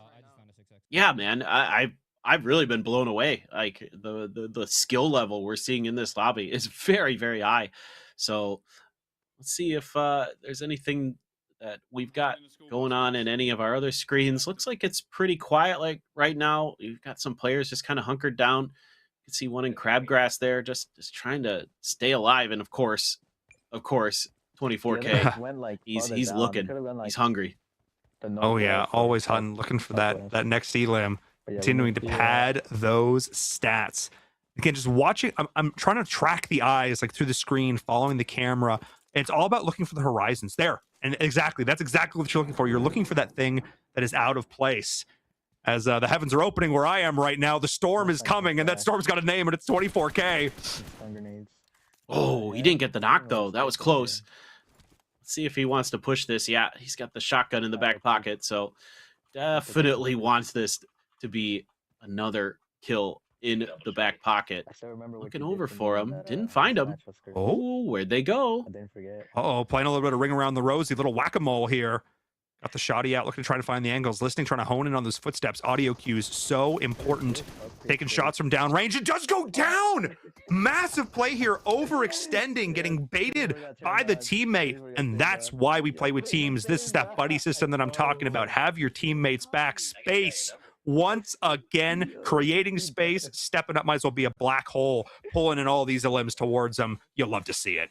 Oh, I love the black hole reference. I'm a physics guy, so I'm right there. I love that. That's good. Yeah, dude, he's really good, man. That's so impressive. The way he used that again, used that aggressiveness. He knows what his opponent's thinking, knows that he's trying to chase him down, and opts to just use that against him. Just finds a spot where he's got a little bit of a better angle, and old players are going down in the vehicle. Oh no, this is no good. Yep, getting surrounded on all sides. Gonna try to find the angle here. So this is where isolation comes in. One person goes up. You want to try and isolate the players closest to you. Find the shots. Find the kills. Can they do it? 1, 2. No! Just mistiming the stutter step side to side. The little do-si-do. Not quite able to make it happen there. Oh, that's heartbreaking. Huskers going down. I think actually potentially had a little bit of an advantage there with the weapon situation. Just not quite able to find the shots. Yeah, it can be tough with the shotguns when you're trying to move side to side like that to find the timing on when you're trying to hit the trigger pull. And you're not always going to get a ton of damage if you just kind of wing them a little bit with the shots. It might not get that instant kill like you're looking for, but still, they're ready at a res station, so they're just bringing them right back in. They're just cycling through their players, no problem here. For Team Huskers, they can lose a player here or there, and they're just right back to it. So utilizing that nice revive system that you've got in PUBG Mobile. I have to say, I love this. Down but not out gives the players that extra life, that ability to come back in, but still relies on your teammates to be there for you, still relies on that communication. Because when situations are coming like this, where the shots are this crisp and this clean, you're going to need that second chance sometimes to get right back into the action. We're seeing the push coming in uphill, no problem. Guns up blazing as we are seeing these kills continue to come in side by side, not stopping. Yeah, oh man, it's destroying Jay Smooth, going down to 24K, who gets back in the game. It gets right back to business, and business is good. He is just sprinting in, looking for more, looking for the flush there. Yeah, there goes Mar. Oh boy, tough game again for Nat and her team. Yeah, I can just running, the bad luck, candidly, just the bad luck of running into one of the best players or the best player in the lobby, as we are seeing 24 Tang getting a bit of revenge from that last match. They're able to pick up Space in the kill feed. Not sure if Space is able to be brought back at this stage. Again, we'll keep an eye on these revives, as these teams are honestly just in play, treating this more like TDM than a battle royale. Right? I know everybody's just fanned out, just looking for fights, and I feel like that suits the Huskers just fine. But Z-Later's team has 4 up. They're pretty spread out too, but they're going back to that hunker down strategy like we saw in Karakin. So they're just gonna chill and let everybody else fight it out on the outside. Noah Sunday going down there, and back in the vehicle and back on the warpath. Absolutely, 2 players. Picking up lots of pickups there. Iceman, Isaac, the squad suffering a little bit. We'll see if they're going to be able to rally and recover here as we're battling it out here, one after the other over these rocks here. Again, we're seeing it now. Little B coming in, it'll pick up that kill. Back and forth, Elim's on both sides, trying to continue to find the angles here. Again, I called it whack-a-mole. It's all about trying to find a leverage around these points of high ground and seeing how you can utilize this. We're hearing the call-outs as well. Again, that communication, so important. Yeah, it is. It is very, very important. You can use the loot truck here to get a little bit of an upgrade too. So everything falling the way of the Team Huskers, other than losing one player, other than losing Baby Tang, but you're going to be able to grab some of these crates that it spews out on the road and get a little bit of extra util. A lot of things that just came through there. Some heals. You saw a Molly in there. So a lot of little extra tools for them to play with, and that's scary in hands like this. They are going to get the revive there too, so they're continuing to just cycle in. Yeah, I marked that level 3 vest as well, level 3 helm. They're looking in great shape. Got everything they could humanly need. You're going to be able to get Baby Tang back in, drop right on their position. Will basically be fully kitted instantaneously. And then they have the vehicle. They're already thinking about that next point. And that's the big thing here as well. It's really easy in the moment when you're playing a battle royale to get caught up in the moment. Your heart's pounding. You can hear opponents coming in from these different directions, but you can never stop thinking about what comes next. You have to have the confidence to say, yes, we're going to win this fight. And then it's like improv. You know what I mean? It's always about it's the end then. And where are you going with it next? I call about this next thing. And in this case, they're setting themselves up for a really good rotation here, moving into this next circle. All 4 teammates alive. Doesn't get much better than this. They are dead center. Well, I mean, it just shows you the high level that they have, both in their individual play, but also like in their ability to think ahead. Like, but such a big part of BRs is, kind of planning for success, planning for the future, how you're going to use that, kill or that space you create to keep going. And oh man, it's just incredible. Like you're talking about those seat swaps as well. So clean there to get the kills. And yeah, Baby Tang gonna take down another, and everything just going their way. They've had to do a couple revives, but Now they're consolidating a little bit, it looks like, and trying to figure out if they could clear out this southern edge of the circle. Absolutely. And the recall towers are going to go offline in a bit, and they've been put to good use so far this game. Also, I didn't realize they put lasers in the game, but you'd think so. Watching him control that spray, absolutely locked in. Just hours and hours and hours put in, and then I'll just there, but oh, hello. The old hide in the bush strategy.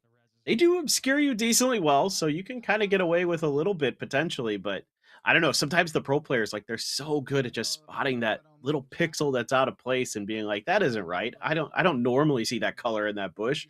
What could we go down? I love how he's giving us the thumbs up and the smile too. Hell yeah, dude. Hell yeah. I mean, gotta engage with chat, man. Everybody, all across all 16 of these POVs. And what's cool too is if you're one of these, you know, these competitive players who maybe isn't known as much for streaming, as an example, but you get to play with someone like Z-Lane or like Huskers, you know, like Iceman Isaac and Nat, who have these audiences. What a great opportunity to showcase some awesome talent here. And again, big shout outs to Samsung for putting this on and giving an opportunity for some of these high level players to really showcase their skills, and just how, you know, there is a learning curve to a game like this. You know, you can obviously, you can pick it up and still play and have fun, but at the very highest level, come on.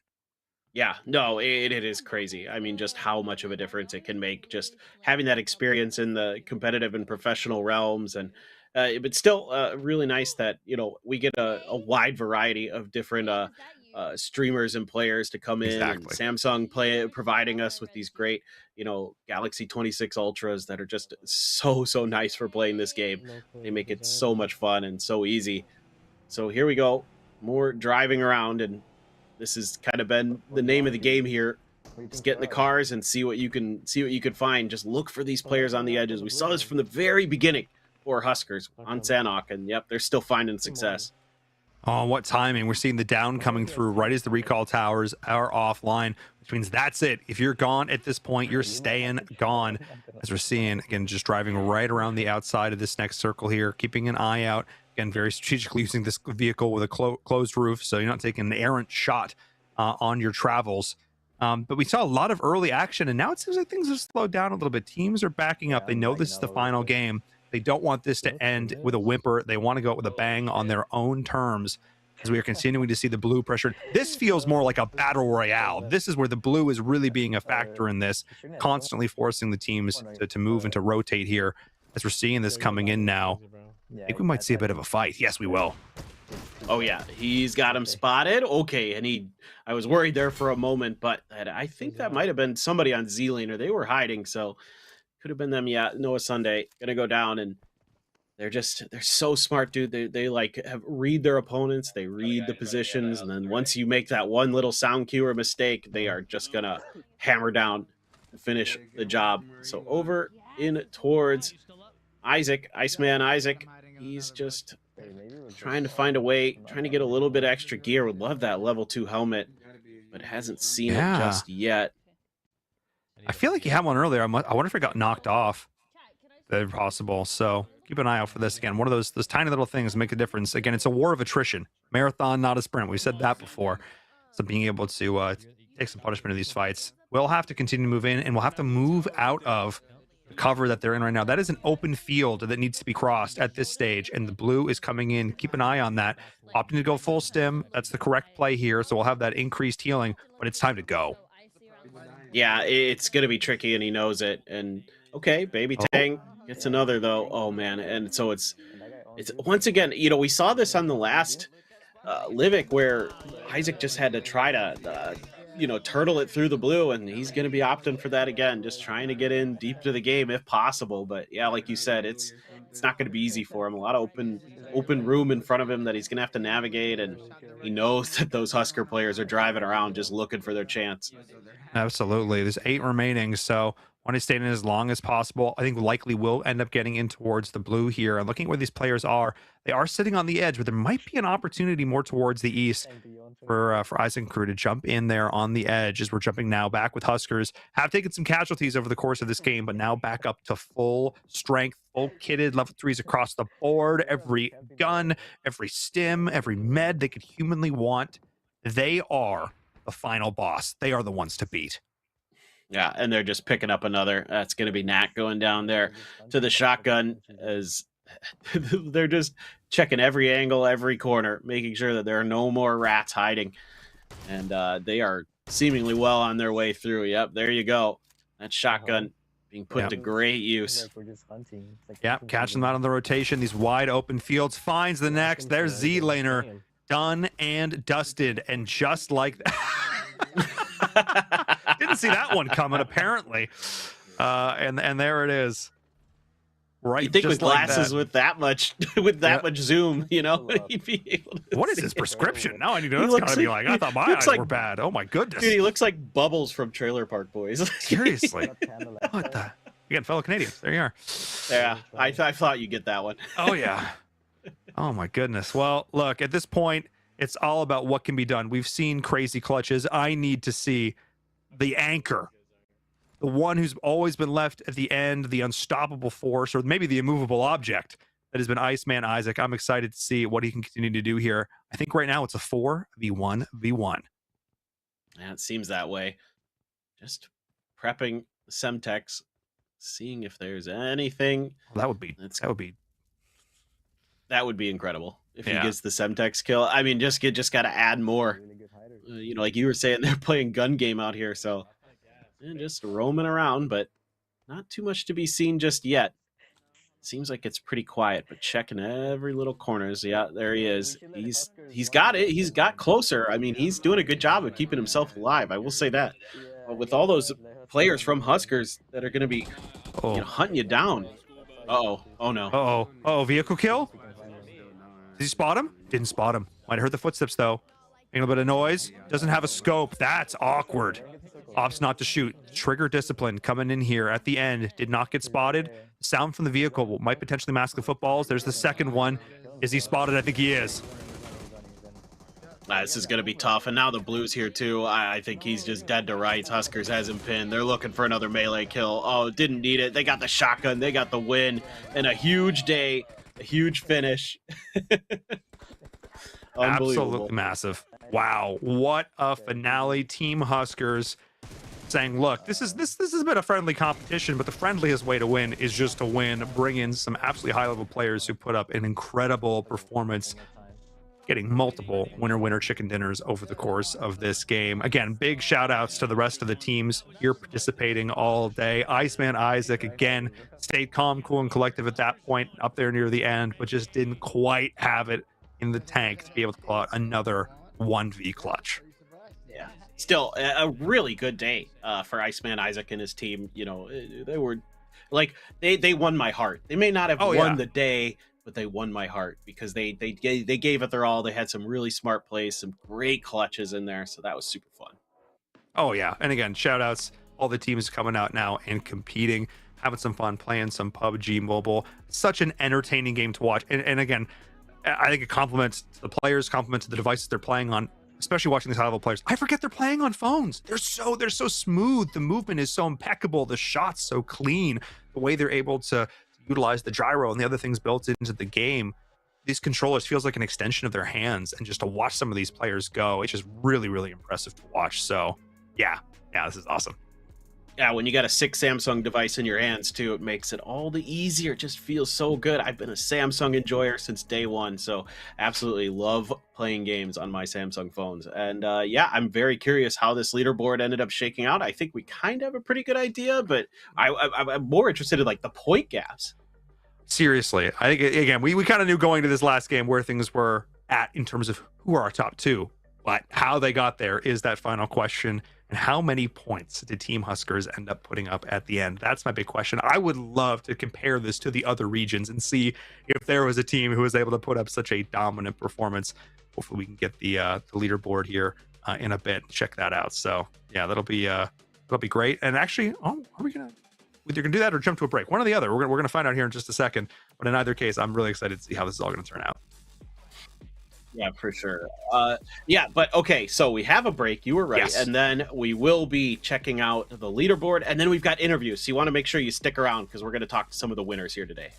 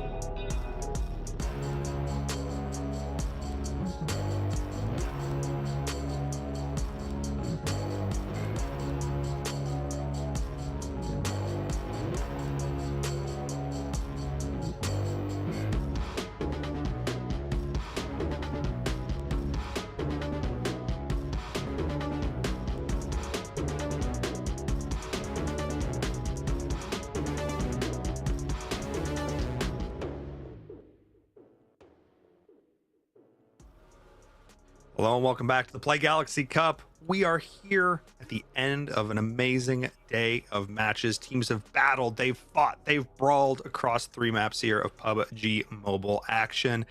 Paper thin, we got some amazing games, but at the end of it, we did have a very clear winner and a very clear runner-up. Yeah, for sure. I mean, it was pretty dominant from those two teams across the board in terms of their ability to get the chicken dinners and come through with some big moments. And yeah, it was really fun to watch. I had a great time today. You got to see the whole gamut of the experience of playing PUBG Mobile and playing Battle Royales and all the different guns and strategies and tactics, everything. This was a very, very good day. I mean, you got the clutches. Couldn't ask for a better one. It's like a microcosm of all of the goodness that mobile esports and PUBG Mobile has to offer. And we saw it represented here across 6 fantastic games. And we are going to go to the leaderboard because there's one particular statistic that I feel like we all should take a look at. And that's the elimination points of Team Huskers. What the heck? That is 7. Every point is an elimination, for the record. Just so everyone tuned into watching this. That's a lot of kills. And I think if my math is mathing, 40 of those were on 24K. I mean, he went absolutely ballistic. 10 kills in the last game, too. That is just an insane day. I mean, there's only so many kills in each of these lobbies. And yeah, sure, you could get a few extra. You could pad the stats a little bit on Livik because of the revives. But still, I mean, he was just dominant from the get-go. Leave one alive. Let the teammates come back in so I can take them down again. Like, I'm imagining him like some sort of D&D villain. It's just like, no, come back. Let's do this again. It's just like, oh my goodness. He's a necromancer, dude. He's like... seriously. No, just phenomenal. And again, they put up an amazing day, but they weren't the only team. Our second place squad, if you talk about consistently, we have to talk about clutches. We have to talk about perseverance so many times down to the last team member. And very often, this team member, it's the one and only Iceman Isaac, who is joining us here for an interview, putting up some incredible performances over the course of the day. First of all, man, congratulations. Second place. You're going to Germany. Dude, I can't believe it. This is wild to say, but I'm stoked. Absolutely. You guys... Oh, wait, a little bit of delay. I'll let you run your... I was going to say, man, first and foremost, congratulations. You've made it through. Talk us a little bit through, obviously, you're the team captain, your thought process of putting this team together, because obviously you couldn't do this without your squad. Talk to us a little bit about your team. How did you get these guys in? What were the comms like? What was the communication? How are you all feeling? Walk us through it. Yeah, so... I had actually played in a previous Galaxy Cup. It was a Galaxy event in Las Vegas. It was a LAN, and I randomly got paired up with a guy there named Space. It was one of those where it was one pro creator for a game, or content creator, and then 4 people who looked like absolute bots. And I was definitely one of those bots. But he kind of mentored me and showed me the way. And ever since then, anytime I've had an opportunity to play PUBG or any mobile activation, he's my guy. And then through there, I also met Little B. And so those were kind of like my 2 closest mobile buddies that whenever I have a chance to play mobile, I hit them up. We have a good time. And they're all friends with the third that we ended up picking up. And it was a super vibey squad. Super vibey squad. Now, you're talking about comms. There were moments where I felt like we had some, okay, we're going to rotate here. This team's going to do this. And you're going to cut them off here. But I think broadcasts got the prime time moments, because most of the time it was just shambles. It was fun shambles, but it was shambles. That's awesome. Yeah, I'd love you to walk us a little bit through that first Sandhawk when you guys came through and clutched that first game. I mean, we got to see a reaction on camera, and you absolutely just lost your mind. That's awesome, dude. Like, what was going on there at the very end of that one? Yeah, so this was the first map of the day, right? Yeah, Yeah, so... Again, it was one of those things where we kind of knew based on the kill feed, if we got a certain kill or we saw something in the kill feed, it's like, okay, we need to pressure this and try to make the most of this opportunity before the Bloodhounds come. And then we kind of got to a point where it's like, okay, we know we're heading towards the end game. There's only one squad left. We had wiped one squad. They had wiped the other. And fortunately, one of their guys rolled up on one of our vehicles. And I think I got one of my few kills of the day, just leaning out the passenger side seat, got a pick. And then we got steamrolled, and it all came down to just Space but they had no idea where he was. So I'm like, dude, Space, just chill. Just chill. They're rotating around. This guy's over here galloping on a horse. And they end up riding in a straight line towards him. And he's third person peeking and just rips both of them off the horse.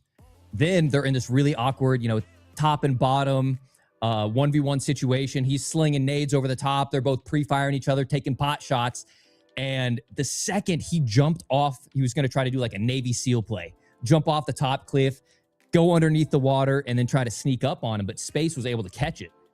And so then we're like, dude, he's stuck in the water. There's no way he's going to wrap up in our face because you can't pull out your gun in the water.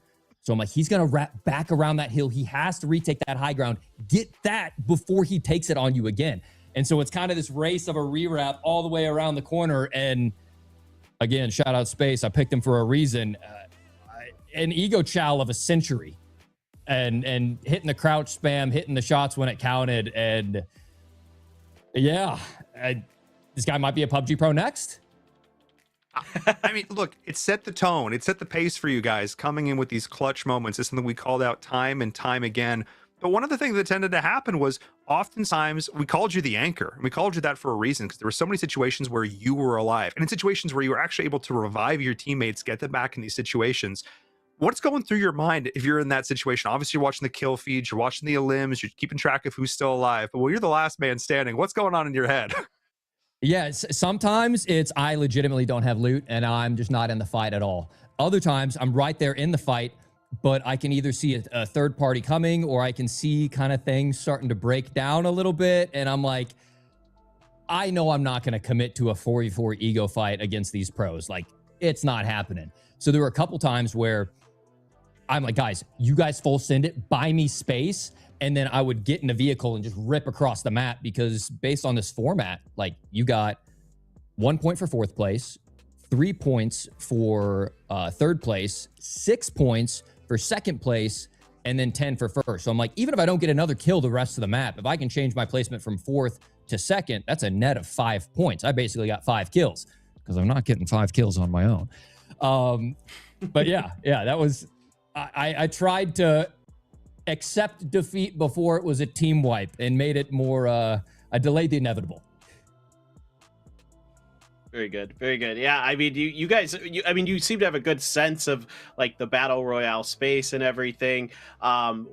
Did you guys have any like kind of discussions before the series about how you were going to kind of play like that? Or was that something you thought of on the fly with those ideas of, hey, I'm going to take this vehicle, I'm just getting out? Yeah, it was kind of just one of those things where we'd figure it out on the fly.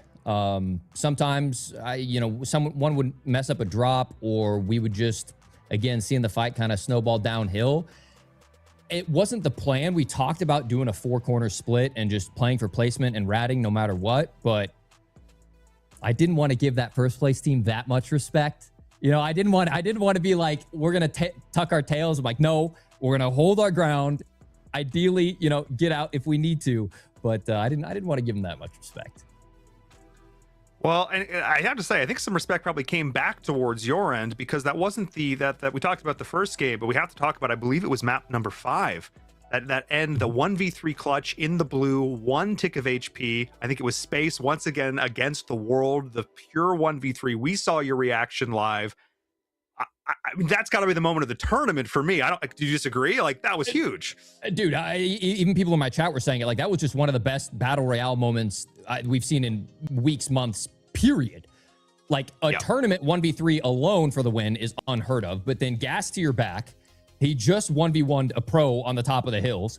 Makes a crazy wrap down the hill while getting held. Getting pre-fired on the corner. And then a micropixel of health left, and he gets the spray transfer and gets the kill. I was in total disbelief. We all were, dude. That was one of the most insane things I've ever seen. I mean, he's in the blue. If that last bullet doesn't hit what it does, he dies to the blue and everything just falls apart. But it's so amazing.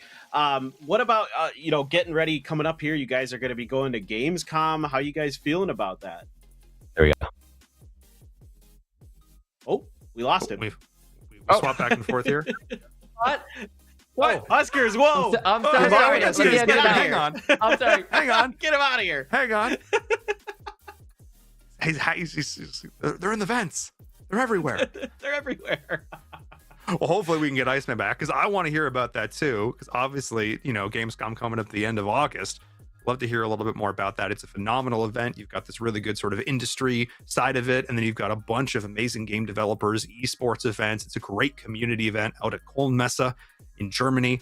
It's a really, really fun place to be. So hopefully we're able to get Iceman Isaac back. Oh, amazing. It sounds like, look, the internet's a series of tubes, all right? Don't ask me how this all works. I'm just here for the ride. Thanks, Al Gore. Appreciate you. Maybe Ryan's a little too young for that. I don't know. We'll see. I think maybe, yeah. That's like my generation, dude. Yeah, I really want to know what he's thinking about. The events coming up. Maybe get a little bit of info about how they're going to prepare, maybe things like that. But yeah, I love the way he describes it. Like he's just like he remembers so vividly what happened there. Speaking of, we got it back. We got Isaac back. Let's go, my man. So my understanding, I've been bullied out of this call by Captain Huskers. I think he's trying to avoid something. I don't know if it was. I believe it was Game 4. I was last alive once again, and Huskers decides to chow me in a 1v1 on the hillside.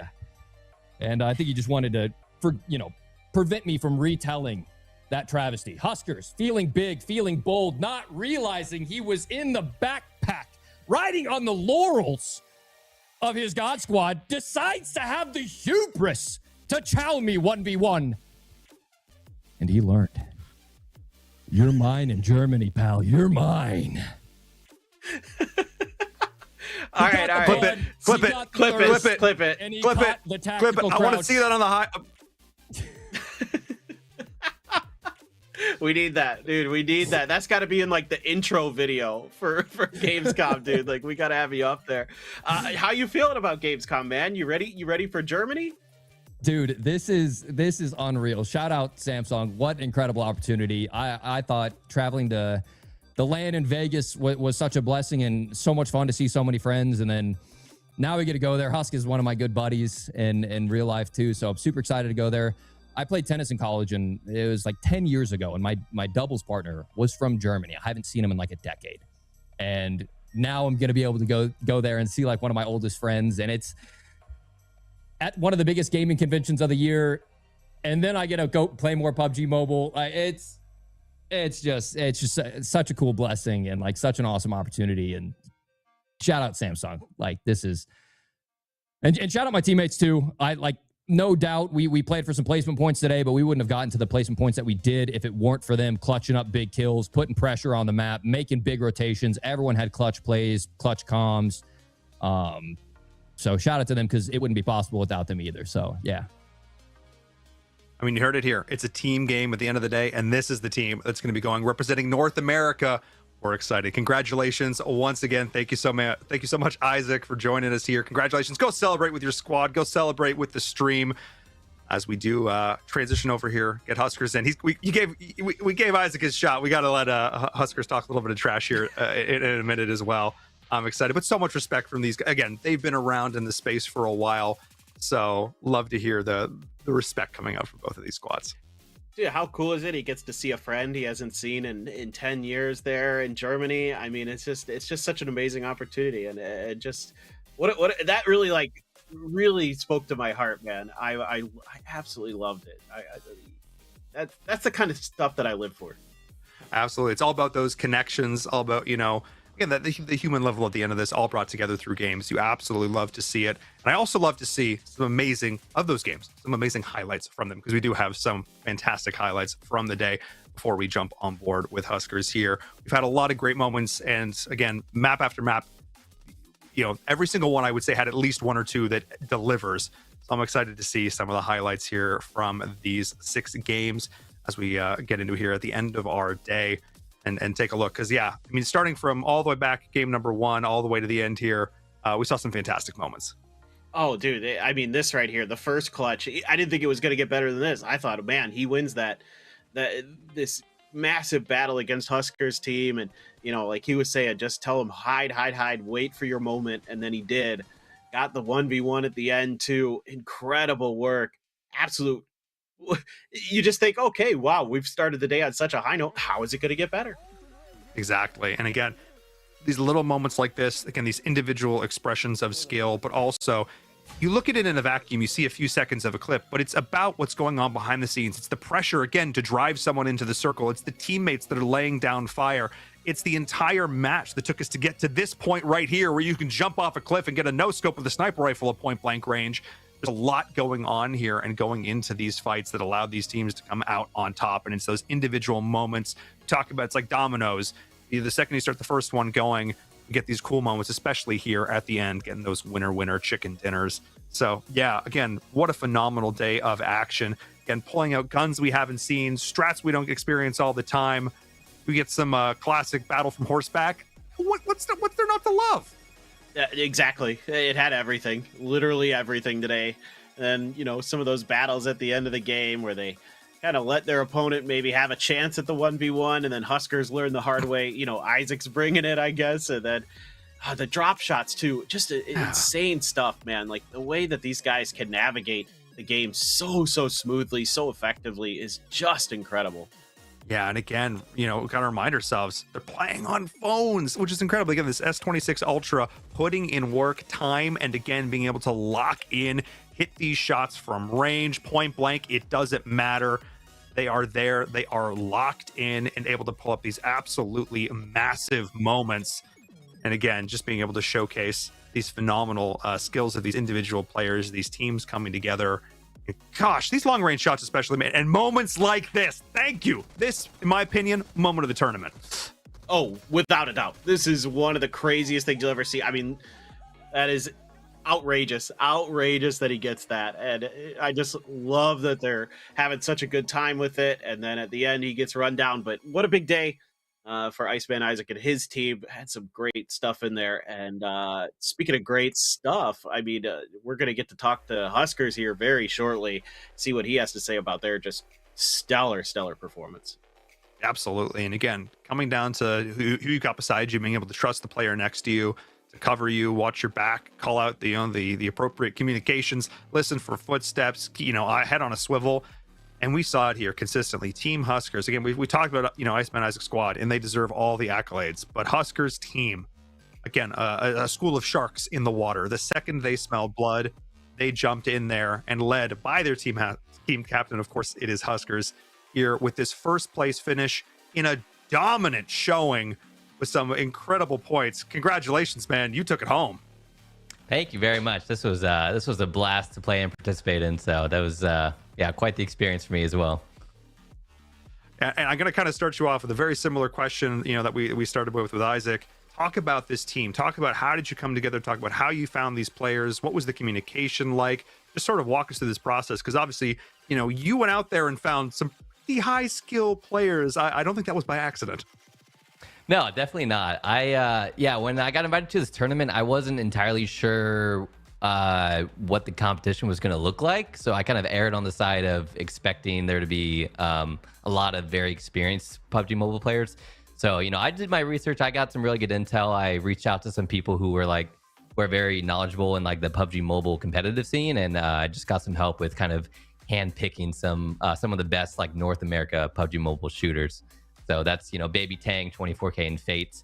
I believe they teamed together, or maybe a couple of them teamed together, or they did before. But either way, though, yeah, they're extremely experienced players. You know, they're considered pro players. You know, they played in many competitive PUBG Mobile tournaments. So I'm very happy with how they performed today, and very excited to now go to Gamescom in Germany and, you know, see how we fare against the other regions.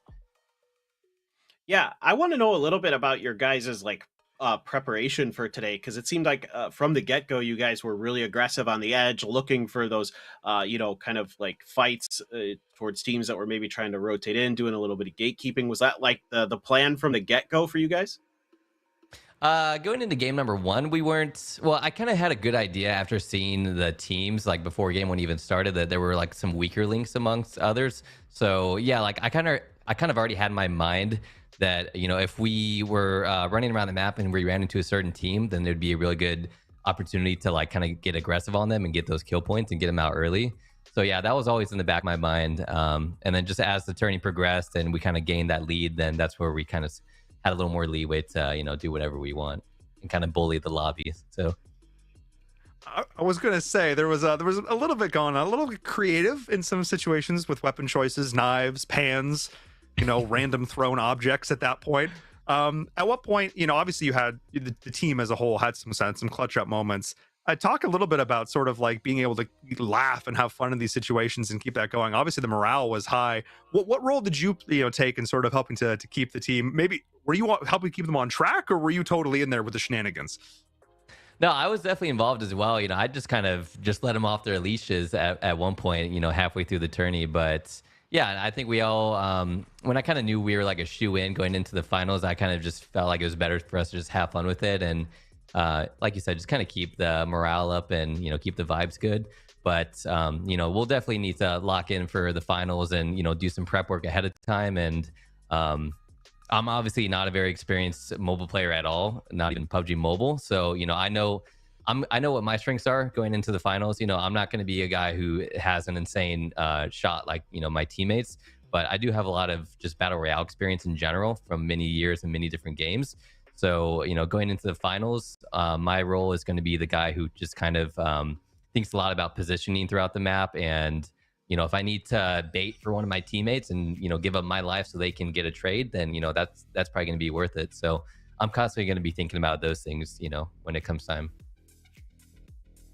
Was there anything that you learned from your teammates who are really experienced with the game, pros or former pros? Was there anything they taught you coming into this that you didn't know about or you weren't thinking about, maybe when it came to PUBG Mobile specifically? Or you said you have a lot of experience with battle royales, but was there something in specific that they were really good about helping you out with that got you prepared for today? Yeah, I think the biggest thing was just going through the settings and the aiming settings. Apparently everyone uses gyro, and I didn't really have any experience with that, so they kind of helped me. They helped introduce me to that and helped me dial in the settings for that. So that's definitely something that I will definitely need to practice on my own over the next couple months leading up to it, just so I can kind of refine my skills and be able to contribute as much as I can, gunplay wise. Yeah, I mean, again, you've got some great folks to learn from here, but I want to touch more about it. Obviously, you've got an incredible amount of competitive battle royale experience. Obviously, maybe you don't have the specifics, a lot of experience with PUBG Mobile, but a lot of it still transfers. Were you still comfortable making those calls even after having watched a few games? It sounds like the answer is yes, but were you still comfortable making those initial calls about rotations and timings and stuff like that even after a few games? Yeah, absolutely. To be honest, I didn't feel like I needed to make too many calls of that nature from this tournament, but yeah, that knowledge of that, just general BR knowledge, taking high ground or being able to, rotate or flank people, that's going to play a huge part. And, there may be teams from other regions that are more mechanically talented than our team or other teams, but that's where we can set ourselves apart with just that, that BR smarts and being able to put ourselves in a good position end game to where, even if we don't have the best gun skill out of all of them, if we're in a better spot to where they have to rotate into us, then that's, that can be a huge factor into, determining whether we win a team fight or not. For sure. Tell me about 24K, man. He went absolutely ballistic today. I think he had 40 kills at the end of this. What's going on with him? What'd you feed him? I don't know. That wasn't me. I said, do your thing, 24. And yeah, he definitely is going to be our main fragger. So that's one of the guys specifically who, if I need to put my life on the line for him to clutch up, I will 100% do it. But yeah, he's very talented mechanically. Same with the other two guys. And I can't wait to see, I just can't wait to see how they perform on land against, the other top dogs from the other regions. Yeah, because of course you are representing North America here, yourself and of course and Iceman Isaac, and the two of you had some fun little interplays as the matches went on. A couple of different little situations, including him potentially coming out a little bit clutch in a situation. What was going through your head there on that final 1v3 when you didn't quite get that final kill? I blacked out. I have no recollection of what happened. No, I'm kidding. No, I didn't even know it was him specifically, but yeah, I mean, I'll definitely give props to him. He gunned me there, and I respect it. I would have done the same thing, just running to my body and teabagging me as my teammates are like putting bullets into him. So, no, it was definitely a funny moment. And like he said, we're best friends. So, very excited to be traveling to Cologne with him and competing alongside him, representing North America. All right, fantastic. Amazing. Well, yeah, I think that's it from us. Again, man, thank you so much for joining us. Congratulations once again. Again, I'm sure that practice is going to come on in, but best of luck competing again once again representing North America here in the Cup. Thank you so much. Yeah, thank you. And again, huge shout out to Samsung for picking us up and letting me participate this. And I can't wait to get the flight to Germany and compete in the finals. Hell yeah. That's awesome. All right. I love the little rivalry, man. Like, it's so funny. Well, and it's because like clearly like all these folks who've been in this BR space for a while, they all know each other. They've all played in events and activations like this or more formal competitive stuff. I mean, again, when you look up, you Google Huskers. I mean, one of them, like I think the results from the AI are like one of the most storied, battle royale competitors of the last decade. Like one of the most mechanically gifted FPS players. It's just like, yeah, you know what I mean. So he's going to be scary, and I hope he doesn't sell himself too short there at the end, especially if he does put in some practice over the next like month and a half leading into Germany. Because again, we talked about it before, these people are gamers.